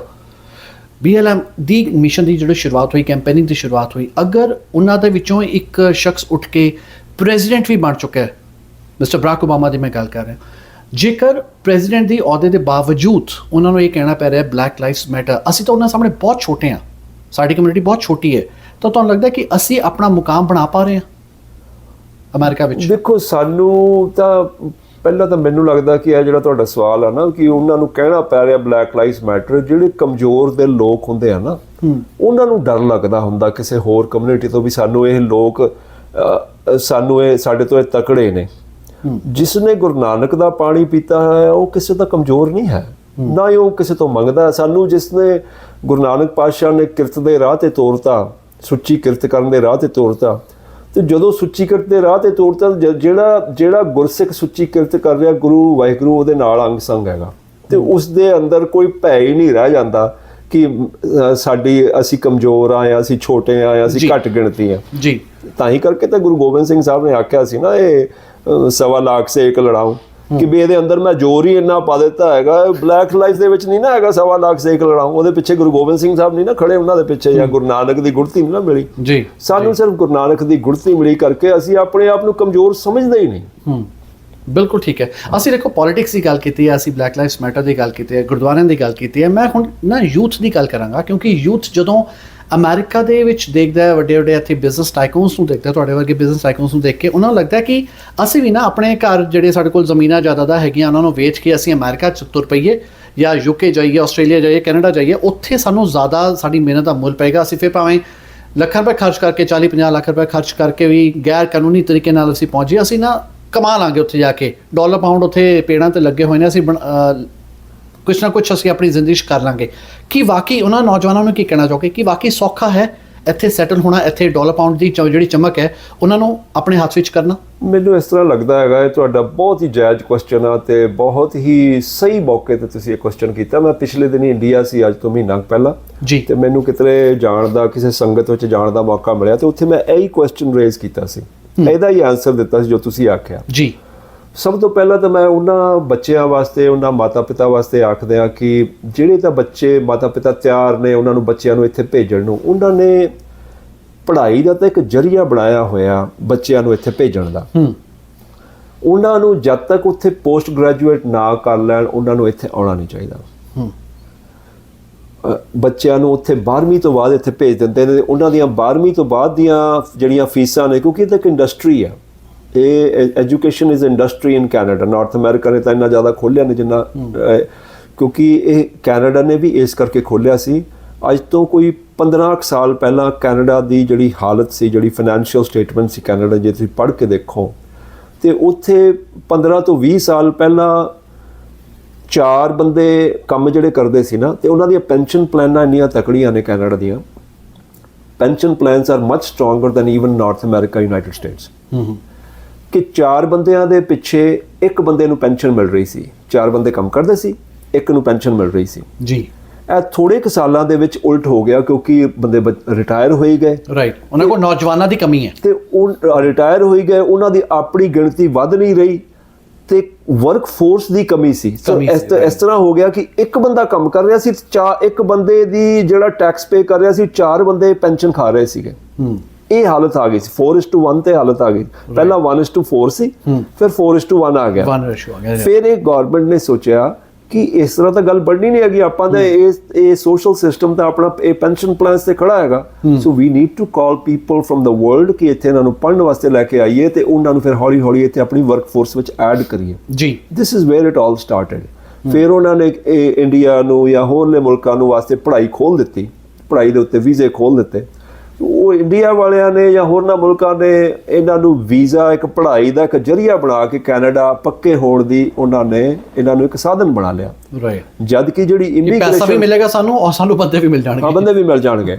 ਸੋ ਕੈਨੇਡਾ ਵਾਸ, ਔਰ ਜਿਹੜਾ ਨਾਰਥ ਅਮਰੀਕਾ ਜਾਂ ਕੈਨੇਡਾ ਕਹਿ ਲਓ, ਇਹਨਾਂ ਨੂੰ ਵਾਸਤੇ ਤਾਂ it was A win situation for both sides. Right, ਪਰ ਜਿਹੜੇ ਬੱਚੇ ਆ ਰਹੇ ਨੇ ਉਹਨਾਂ ਨੂੰ ਇੰਨਾ ਨਹੀਂ ਪਤਾ ਕਿ ਜਿਹੜੇ ਕਰੀਬ 6.5 ਲੱਖ ਬੱਚਾ ਪਿਛਲੇ ਸਾਲ ਆਇਆ ਪੜ੍ਹਨ ਵਾਸਤੇ ਸਿਰਫ ਇੰਡੀਆ ਤੋਂ ਜੀ, ਤੇ ਉਹਦੇ ਵਿੱਚ ਸਿਰਫ 10% ਨੂੰ ਉਹਨਾਂ ਨੇ PR ਦਿੱਤੀ ਹੈ। ਉਦੋਂ ਜ਼ਿਆਦਾ ਦੇ ਹੀ ਨਹੀਂ ਸਕਦੇ। ਉਹ 65,000 ਦੇ ਕਰੀਬ ਮੇਰੀ ਗਿਣਤੀ ਘੱਟ ਵੱਧ ਹੋ ਸਕਦੀ ਹੈ, ਦੇ 60-65 ਹਜ਼ਾਰ ਦੇ ਵਿੱਚ PR ਮਿਲੀ ਹੈ। ਬਾਕੀ ਉਹਨਾਂ ਨੇ PR ਨਹੀਂ ਦਿੱਤੀ ਤੇ ਨਾ ਹੀ ਉਹਨਾਂ ਨੇ ਦੇਣੀ ਹੈ। ਯਾਨੀ ਕਿ ਭਾਰਤ ਦਾ ਜਿਹੜਾ ਕਰੋੜਾਂ ਰੁਪਇਆ ਹੈਗਾ ਉਹ ਕੈਨੇਡਾ ਗਿਆ ਸਿਰਫ ਪੜ੍ਹਾਈ ਵਾਸਤੇ। ਸੋ ਵਾਟ ਆਈ ਵੁੱਡ ਸੇ ਇਜ਼, ਜੇ ਤਾਂ ਰੱਜੇ ਪੁੱਜੇ ਘਰ ਦੇ ਬੱਚੇ ਨੇ, they should not come there। ਇੱਕ ਤਾਂ ਦੇਖੋ ਸਾਡੀ ਇਕਾਨਮੀ ਹੈ, ਇੰਡੀਆ ਦੀ ਵੀ ਭਾਵੇਂ ਇਕਾਨਮੀ ਹੈ, ਪੰਜਾਬ ਦੀ ਇਕਾਨਮੀ ਹੈ। ਆਪਾਂ ਬੱਚਿਆਂ ਨੂੰ ਤਿਆਰ ਹੋ ਕੇ ਪੜ੍ਹਾ ਕੇ 12ਵੀਂ 14ਵੀਂ ਕਰਾ ਕੇ, ਜਦੋਂ ਹੁਣ ਉਹ ਬੱਚਿਆਂ ਨੇ ਘਰ ਲੈਣਾ ਸੀ, ਉਹਨੇ ਗੱਡੀਆਂ ਲੈਣੀਆਂ ਸੀ, ਉਹਨੇ ਆਪਦੇ ਨਵੇਂ ਫਰਨੀਚਰ ਲੈਣਾ ਸੀ, ਉਹਨੇ ਇਕਾਨਮੀ ਦਾ ਇੱਕ ਹਿੱਸਾ ਬਣਨਾ ਸੀ ਜੀ। ਜਦੋਂ ਉਹ ਇਕਾਨਮੀ ਦਾ ਹਿੱਸਾ ਬਣਨ ਨੂੰ ਤਿਆਰ ਹੋਇਆ ਤੇ ਉਹਨੂੰ ਉਸ ਇਕਾਨਮੀ ਨੂੰ ਚੱਕ ਕੇ ਕੈਨੇਡਾ ਭੇਜਤਾ, ਨਿਊਜ਼ੀਲੈਂਡ ਭੇਜਤਾ, ਆਸਟ੍ਰੇਲੀਆ ਭੇਜਤਾ। ਕਹਿਣ ਤੋਂ ਭਾਵ ਹੈ ਕਿ ਜਿਹੜੀ ਹਿਊਮਨ ਬਾਡੀ ਆ, ਇਹੀ ਇਕਾਨਮੀ ਹੈ, ਇਹਦੇ ਆਲੇ ਦੁਆਲੇ ਹੀ ਇਕਾਨਮੀ ਘੁੰਮਦੀ ਹੈ, ਹੋਰ ਇਕਾਨਮੀ ਕੁਛ ਨਹੀਂ ਹੈਗੀ। ਜੇ ਮੈਂ ਬਾਡੀ ਲੈ ਕੇ ਆਪਦੀ ਜਿੱਥੇ ਚਲੇ ਜਾਣਾ, ਉੱਥੇ ਮੈਨੂੰ ਕਾਊਚ ਵੀ ਚਾਹੀਦਾ, ਸੋਫਾ ਵੀ ਚਾਹੀਦਾ, ਕਾਰ ਵੀ ਚਾਹੀਦੀ ਹੈ, ਘਰ ਵੀ ਚਾਹੀਦਾ, ਕਾਰਪੇਟ ਵੀ ਚਾਹੀਦੀ ਹੈ, ਭਾਂਡੇ ਵੀ ਚਾਹੀਦੇ, ਕਿਚਨ ਵੀ ਚਾਹੀਦੀ ਹੈ। ਬਿਲਕੁਲ। So my body, physical body is actually the economy, nothing else is the economy. ਤੇ ਜਦੋਂ ਮੈਂ ਇਹਨਾਂ ਨੂੰ ਪੜ੍ਹਾ ਕੇ ਤਿਆਰ ਕਰਕੇ, ਜਦੋਂ ਇਸ ਬੱਚਿਆਂ ਨੇ, ਚਾਹੇ ਪੰਜਾਬ ਕਹਿ ਲਓ ਜਾਂ ਕਿਸੇ ਵੀ ਸ਼ਹਿਰ 'ਚ ਕਹਿ ਲਓ ਹਿੰਦੁਸਤਾਨ 'ਚ, ਇਹਨਾਂ ਨੇ ਤਿਆਰ ਹੋ ਕੇ ਉਸ ਇਕਾਨਮੀ ਨੂੰ ਫੀਡ ਕਰਨਾ ਸੀ, ਉਦੋਂ ਉਹਨਾਂ ਨੂੰ ਚੱਕ ਕੇ ਅਸੀਂ ਇੱਥੇ ਭੇਜ ਦਿੱਤਾ, ਕਿਉਂਕਿ ਸਾਡੇ ਕੋਲ ਉੱਥੇ ਉਹਨੇ ਸਾਧਨ ਨਹੀਂ। ਬਿਲਕੁਲ ਠੀਕ ਹੈ। ਇੱਕ ਆਖਰੀ ਸਵਾਲ ਇੱਥੇ ਮੈਂ ਜ਼ਰੂਰ ਕਰਾਂਗਾ, ਕਿਉਂਕਿ ਇਹਦੇ ਰਿਲੇਟਿਡ ਹੀ ਹੈ, ਨੌਜਵਾਨਾਂ ਰਿਲੇਟਿਡ ਹੀ ਹੈ, ਕਿ ਬਹੁਤ ਸਾਰੇ ਜਦੋਂ ਬੱਚੇ ਇੱਥੇ ਆਉਂਦੇ ਨੇ, ਕੁਛ ਤਾਂ ਸਕਸੈਸਫੁਲ ਹੋ ਜਾਂਦੇ ਨੇ, ਕੋਈ 5-7% ਹੋਣਗੇ ਜਿਹੜੇ ਸਕਸੈਸਫੁਲ ਹੋ ਜਾਂਦੇ ਨੇ, ਜਿਹੜੇ ਸਕਸੈਸਫੁਲ ਨਹੀਂ ਹੋ ਪਾਉਂਦੇ, ਕੁਛ ਪੰਜਾਬ ਵਾਪਿਸ ਤੁਰ ਪੈਂਦੇ ਨੇ, ਜਾਂ ਫਿਰ ਇੱਥੇ ਦੀ ਗੈਂਗਵਾਰ ਸ਼ਾਮਿਲ ਹੋ ਜਾਂਦੇ ਨੇ, ਡਰੱਗ ਜਿਹੜੀ ਗੈਂਗਸਟਰਸ ਨੇ ਜਿਹੜੀ ਡਰੱਗ ਸਪਲਾਈ ਕਰਦੇ ਨੇ ਉਹਦੇ ਵੀ ਸ਼ਾਮਿਲ ਹੋ ਜਾਂਦੇ ਨੇ। ਫਿਰ ਪੰਜਾਬ ਨੂੰ ਭਾਵੇਂ ਅੱਜ ਜ਼ਰੂਰ ਕਿਹਾ ਜਾ ਰਿਹਾ ਕਿ ਉੱਥੇ ਜੀ 6ਵਾਂ ਦਰਿਆ ਇੱਕ ਨਸ਼ਿਆਂ ਦਾ ਵਹਿ ਰਿਹਾ ਹੈ, ਲੇਕਿਨ ਉਸ ਤੋਂ ਕਿਤੇ ਜ਼ਿਆਦਾ ਨਸ਼ੇ ਅੱਜ ਅਮਰੀਕਾ ਕੈਨੇਡਾ ਵਿੱਚ ਹੈਗੇ ਨੇ ਜੋ ਸਰਿਆਂ ਵਿਕ ਰਹੇ ਨੇ। ਉਹ ਕਿਉਂ ਨਹੀਂ ਲੋਕਾਂ ਨੂੰ ਦਿਖਦੇ? ਪੰਜਾਬ ਦੇ ਨਸ਼ੇ ਕਿਉਂ ਦਿਖਦੇ ਨੇ? ਮਿਰਮਾਨੀ ਜੀ, ਇਹ ਇੱਕ ਸਿਰਫ ਕਹਿਣ ਦੀ ਗੱਲ ਆ, ਕਿਉਂਕਿ ਉੱਥੇ ਦੇ ਮਾਪਿਓ ਦੇ ਕੋਲੇ ਐਕਸਕਿਊਜ਼ਸ ਉਹੀ ਬੱਚੇ ਬਣਾ ਕੇ ਦਿੰਦੇ ਨੇ। ਤੁਹਾਡੀ ਗੱਲ ਬਿਲਕੁਲ ਦਰੁਸਤ ਆ। ਜਿੰਨਾ ਨਸ਼ਾ ਯੂਨਾਈਟਿਡ ਸਟੇਟਸ ਤੇ ਕੈਨੇਡਾ ਵਿੱਚ ਆ, ਸ਼ਾਇਦ ਪੰਜਾਬ ਦੇ ਵਿੱਚ ਤਾਂ ਉਹਦਾ 1/10 ਵੀ ਨਹੀਂ ਹੈਗਾ। ਔਰ ਨਵੇਂ ਐਸੇ ਨਸ਼ੇ ਨੇ, ਸਿੰਥੈਟਿਕ ਐਸੇ ਨਸ਼ੇ ਨੇ ਜਿਨ੍ਹਾਂ ਦੇ ਨਾਮ ਤੱਕ ਨਹੀਂ ਬੱਚਿਆਂ ਨੂੰ ਪਤਾ। ਸੋ ਕਾਰਨ ਇਹ ਹੈਗਾ ਕਿ ਜਿਹੜੇ ਇਹ ਬੱਚੇ ਉੱਥੋਂ ਆਉਂਦੇ ਨੇ, ਇਹਨਾਂ ਦੇ ਕੋਲੇ ਅੱਜ ਕੱਲ ਦੇ ਜ਼ਮਾਨੇ ਦੇ ਵਿੱਚ ਜਿਹੜੀ ਪਹਿਲੀ ਘਾਟ ਆ ਉਹ ਧੀਰਜ ਦੀ ਆ, ਪੇਸ਼ੈਂਸ ਦੀ ਆ। These kids who come to United States ਜਾਂ ਕੈਨੇਡਾ ਜਾਂ ਆਸਟ੍ਰੇਲੀਆ ਜਾਂ ਨਿਊਜ਼ੀਲੈਂਡ, ਇਹ ਗੈਟ ਰਿਚ ਕੁਇਕ ਸਕੀਮ ਭਾਲਦੇ ਨੇ ਵੀ ਮੈਂ ਹੁਣੇ ਕੱਲ ਪਰਸੋਂ ਉੱਠ ਕੇ ਅਮੀਰ ਹੋ ਜਾਵਾਂ। ਉਹ ਜਿਹੜਾ ਨਾਲ ਦੇ ਘਰ ਦੇ ਨਾਲ ਜਿਹੜਾ ਮੈਂ ਰਹਿ ਰਿਹਾ ਨਾ, ਜਿੱਥੇ ਉਹਦੇ ਘਰ ਦੇ ਕਾਰ ਜਿਹੜੀਆਂ ਬਾਹਰ 3-4 ਕਾਰਾਂ, ਇਹ ਇਹੋ ਜਿਹਾ ਘਰ ਮੇਰੇ ਕੋਲ ਕਿਵੇਂ ਹੋਵੇ, ਰਾਈਟ, ਤੇ ਉਹਦੇ ਵਰਗੀਆਂ ਗੱਡੀਆਂ ਕਿਵੇਂ ਹੋਣ। So they want a get rich quick scheme, ਉੱਥੇ ਉਹ ਸਕੀਮਾਂ ਫਿਰ ਘੜਦੇ ਨੇ। ਤੇ ਮੈਂ ਤੁਹਾਨੂੰ ਇਹ ਵੀ ਆਪਣੇ ਇਸ ਤੁਹਾਡੀ ਗੱਲਬਾਤ ਦੇ ਰਾਹੀਂ ਦੱਸਣਾ ਚਾਹੁੰਦਾ ਕਿ ਜਿਹੜੇ ਮੇਰੇ ਦੇਖਣ 'ਚ ਆਇਆ ਕਿ ਜਿਹੜੀਆਂ ਲੜਕੀਆਂ ਨੇ ਖਾਸ ਕਰਕੇ ਇੱਥੇ ਜਿਹੜੀਆਂ ਆਉਂਦੀਆਂ, ਮੈਨੂੰ ਲੱਗਦਾ ਕਿ 99% ਜਾਂ ਕਹਿ ਲਓ 95% ਸਕਸੈਸਫੁਲ ਨੇ, ਪੜ੍ਹ ਜਾਂਦੀਆਂ ਨੇ, ਮਿਹਨਤੀ ਨੇ, ਹਿੰਮਤੀ ਹੁੰਦੀਆਂ ਨੇ। ਕੁਦਰਤੀ ਵਾਹਿਗੁਰੂ ਵੱਲੋਂ ਹੀ ਲੜਕੀਆਂ ਦੇ ਵਿੱਚ ਜ਼ਿਆਦਾ ਗੁਣ ਨੇ ਲੜਕਿਆਂ ਨਾਲੋਂ। ਲੜਕਿਆਂ ਦੇ ਵਿੱਚ ਬਹੁਤ ਜ਼ਿਆਦਾ ਗੁਣ ਹੁੰਦੇ ਨੇ ਲੜਕਿਆਂ ਨਾਲੋਂ, ਇਹ ਗੁਰੂ ਗ੍ਰੰਥ ਸਾਹਿਬ ਆਪ ਕਹਿੰਦੇ ਨੇ। ਠੀਕ ਹੈ, ਧੀਰਜ ਹੁੰਦਾ, ਪੇਸ਼ੈਂਸ ਹੁੰਦੀ ਆ, ਜਰ ਜਾਣ ਦੀ ਸ਼ਕਤੀ ਹੁੰਦੀ ਹੈ, ਤੇ ਲੜਕੀਆਂ 'ਚ ਨਹੀਂ ਹੁੰਦੀਆਂ। ਇਹ ਬਹੁਤ ਜਲਦੀ ਗੁੱਸੇ 'ਚ ਆ ਜਾਂਦੇ ਨੇ, ਕ੍ਰੋਧ 'ਚ ਆ ਜਾਂਦੇ ਨੇ ਜੀ। ਤੇ ਜਿਹੜੇ ਲੜਕੇ ਨੇ ਇਹ 95% ਫੇਲੀਅਰ ਨੇ, ਜਿਹੜੇ ਕੈਨੇਡਾ ਆਏ ਹੋਏ ਨੇ, ਪੜ੍ਹਨ ਵਿੱਚ ਆਏ ਹੋਏ ਨੇ। 95 ਦੇ ਵੀ 99% ਹੀ ਹੋਣਗੇ ਕਰੀਬ ਫੇਲੀਅਰ। ਤੇ ਉੱਥੇ ਜਾ ਕੇ ਉਹਨਾਂ ਨੇ, ਮੇਰੇ ਕੋਲ ਪਿੱਛੇ ਇੱਕ ਲੜਕੀ ਆਈ, ਸਾਡੇ ਕੋਲ ਇੱਕ ਆਰਕੋ ਗੈਸ ਸਟੇਸ਼ਨ ਹੈ ਤੇ ਫਰੈਸਨੋ, ਇਹ ਨਾਲ ਦੇ ਸ਼ਹਿਰ 'ਚ ਜੀ, ਜਗਰਾਉਂ, ਤੇ ਇੱਕ ਲੜਕੀ ਆਈ ਤੇ ਮੇਰੇ ਮੈਨੇਜਰ ਨੇ ਮੈਨੂੰ ਸੱਦਿਆ। ਕੁਦਰਤੀ ਮੈਂ ਉੱਥੇ ਗਿਆ ਹੋਇਆ ਸੀ। ਕਹਿੰਦਾ ਸੀ ਕੋਈ there is a Indian girl here mister Singh, she wants to talk to you, she doesn't have too much English speaking skills. ਤੋ I turned my car around, ਮੈਂ ਚਲਿਆ ਗਿਆ ਉੱਥੇ। ਮੈਂ ਦੇਖਿਆ ਇੱਕ ਦੁਬਲੀ ਪਤਲੀ ਲੜਕੀ, ਮੈਨੂੰ ਲੱਗਦਾ ਨਹੀਂ ਉਹ 60-70 ਪਾਉਂਡ ਤੋਂ ਵੱਧ ਹੋਏਗੀ। ਸੋ ਆਈ ਸੈਡ ਹਾਂਜੀ ਦੱਸੋ ਬੇਟੇ। ਕਹਿੰਦੀ ਅੰਕਲ ਮੈਂ ਜੌਬ ਕਰਨੀ ਆ ਤੁਹਾਡੇ ਇੱਥੇ। ਮੈਂ ਕਿਹਾ ਕਰ ਲਓ, ਯੂ ਹੈਵ ਤੇ ਕੋਈ ਪਰਮਿਟ ਹੈਗਾ? ਕਹਿੰਦੀ ਹਾਂਜੀ ਵਰਕ ਪਰਮਿਟ ਹੈਗਾ ਮੇਰੇ ਕੋਲ। ਮੈਂ ਕਿਹਾ ਹੁਣ ਇਹ ਤੂੰ ਪਹਿਲਾਂ ਕਿੱਥੇ ਕਰਦੀ ਹੈ ਜੌਬ, ਤੇਰੇ ਕੋਲ ਐਕਸਪੀਰੀਅੰਸ ਹੈ? ਕਹਿੰਦੀ ਹਾਂ ਜੀ ਹੈਗਾ। ਤੇ ਮੈਂ ਕਿਹਾ ਵੀ ਕਿੱਥੇ ਕਰ ਰਹੀ ਹੈ? ਕਹਿੰਦੀ ਮੈਂ ਫਲਾਣੇ ਸਟੇਸ਼ਨ ਤੇ ਕਰ ਰਹੀ ਹੈ, ਕਿਸੇ ਸਟੇਸ਼ਨ ਦਾ ਨਾਮ ਲਿਆ, ਐਂਡ ਆਈ ਨੋ ਦੋਸ ਪੀਪਲ। ਤੇ ਮੈਂ ਕਿਹਾ ਬੇਟੇ ਮੈਂ ਉਹਨਾਂ ਨੂੰ ਜਾਣਦਾ ਹੈਗਾ, ਤੇ I want to make sure ਕਿ ਇਟਸ ਓਕੇ ਵਿਦ them, ਵੀ ਪਹਿਲਾਂ ਤੂੰ ਉਹਨਾਂ ਦੇ 5 ਦਿਨ ਕੰਮ ਕਰਦੀ, ਉਹ 5 ਦਿਨ ਤੂੰ ਉਹਨਾਂ ਦੇ ਕਰਨਾ ਆ, ਬਾਕੀ ਜੇ ਇੱਕ ਅੱਧਾ ਦਿਨ ਤੂੰ ਕਰ ਸਕਦੀ ਹੈ ਤੂੰ ਕਰ ਲਾ, ਪਰ I want to ask them। ਕਹਿੰਦੇ ਠੀਕ ਹੈ, ਉਹਨਾਂ ਤੋਂ ਪੁੱਛ ਲਓ। ਪਰ so after talking to her in her interview I asked her ਵੀ ਤੂੰ ਕਿੱਥੋਂ ਆਈ ਹੈ? ਕਹਿੰਦੀ ਮੈਂ ਜਗਰਾਉਂ ਤੋਂ ਆਈ ਹਾਂ। ਕਹਿੰਦੀ ਮੇਰੇ ਡੈਡ ਨੇ 45 ਲੱਖ ਰੁਪਈਆ ਦੇ ਕੇ ਵਿਆਜ ਤੇ ਪੈਸੇ ਚੱਕੇ ਨੇ ਆੜ੍ਹਤੀਆਂ ਤੋਂ, ਤੇ ਮੇਰੀ ਜੌਬ ਹੈਗੀ ਆ ਕਿ ਉਹਦਾ ਘੱਟ ਤੋਂ ਘੱਟ ਮੈਂ ਵਿਆਜ ਰਿਟਰਨ ਕਰਨਾ ਜੌਬ ਕਰਕੇ। ਜੀ 5 ਦਿਨ ਮੈਂ ਉੱਥੇ ਕਰਦੀ ਹਾਂ, ਮੈਂ 2 ਦਿਨ ਤੁਹਾਡੇ ਕਰਨਾ, ਉਹ ਵੀ ਨਾਈਟ ਸ਼ਿਫਟ, ਉਹ ਵੀ ਮੈਂ ਇਕੱਲੀ ਕਰੂੰਗੀ। And I was very surprised. So this is the, ਉਸ ਤੋਂ 7 ਦਿਨ ਲੜਕੀ ਤੋਂ ਕੰਮ ਕਰਕੇ ਇੱਥੇ ਸਿਰਫ ਆਪਣਾ ਅਪਾਰਟਮੈਂਟ ਦਾ ਕਿਰਾਇਆ ਅਫੋਰਡ ਹੋ ਰਿਹਾ, ਤੇ ਜਿਹੜਾ ਆਪਦੇ ਫਾਦਰ ਤੋਂ ਉਹਨੇ ਲੋਨ ਲਿਆ ਜਾਂ ਉਹ ਫਾਦਰ ਨੇ ਲੋਨ ਲਿਆ ਸੀ, ਉਹਦੀ ਸਿਰਫ ਇੰਟਰਸਟ ਦੀ ਭਰਪਾਈ ਹੋ ਰਹੀ ਹੈ। This is where things are. So ਉੱਥੋਂ ਬੈਠਿਆਂ ਨੂੰ ਬਹੁਤ ਲੱਗਦਾ ਕਿ ਪਤਾ ਨਹੀਂ ਬੜਾ ਸੌਖਾ ਹੈਗਾ। ਜਦ ਤੱਕ ਬੱਚੇ, ਮੈਂ ਨਹੀਂ ਆਖਾਂਗੇ ਬੱਚਿਆਂ ਨੂੰ ਨਹੀਂ ਆਉਣਾ ਚਾਹੀਦਾ, ਕਿਉਂਕਿ ਉਹਦਾ ਪੋਜ਼ਿਟਿਵ ਸਾਈਡ ਵੀ ਹੈਗਾ ਕਿ ਉਸ ਨਾਲ ਸਾਡੀ ਕਮਿਊਨਿਟੀ ਫਾਈਨੈਂਸ਼ੀਅਲੀ ਸਟਰੋਂਗ ਹੁੰਦੀ ਹੈ, ਇਨ ਜਨਰਲ ਫਾਈਨੈਂਸ਼ੀਅਲੀ ਸਟਰੋਂਗ ਹੋ ਜਾਂਦੀ ਹੈ, ਮਨੋਬਲ ਵੱਧ ਜਾਂਦਾ ਹੈਗਾ।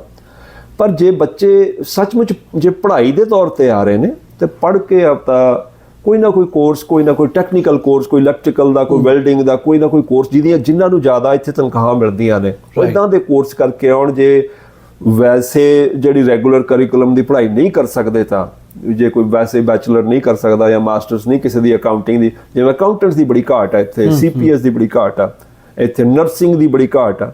ਸੋ ਕੋਈ ਨਾ ਕੋਈ ਇੱਦਾਂ ਦੀ ਡਿਗਰੀ ਕਰਕੇ ਪੋਸਟ ਗ੍ਰੈਜੂਏਸ਼ਨ ਵਾਸਤੇ ਆਉਣ ਤਾਂ ਬਿਲਕੁਲ ਆਉਣ।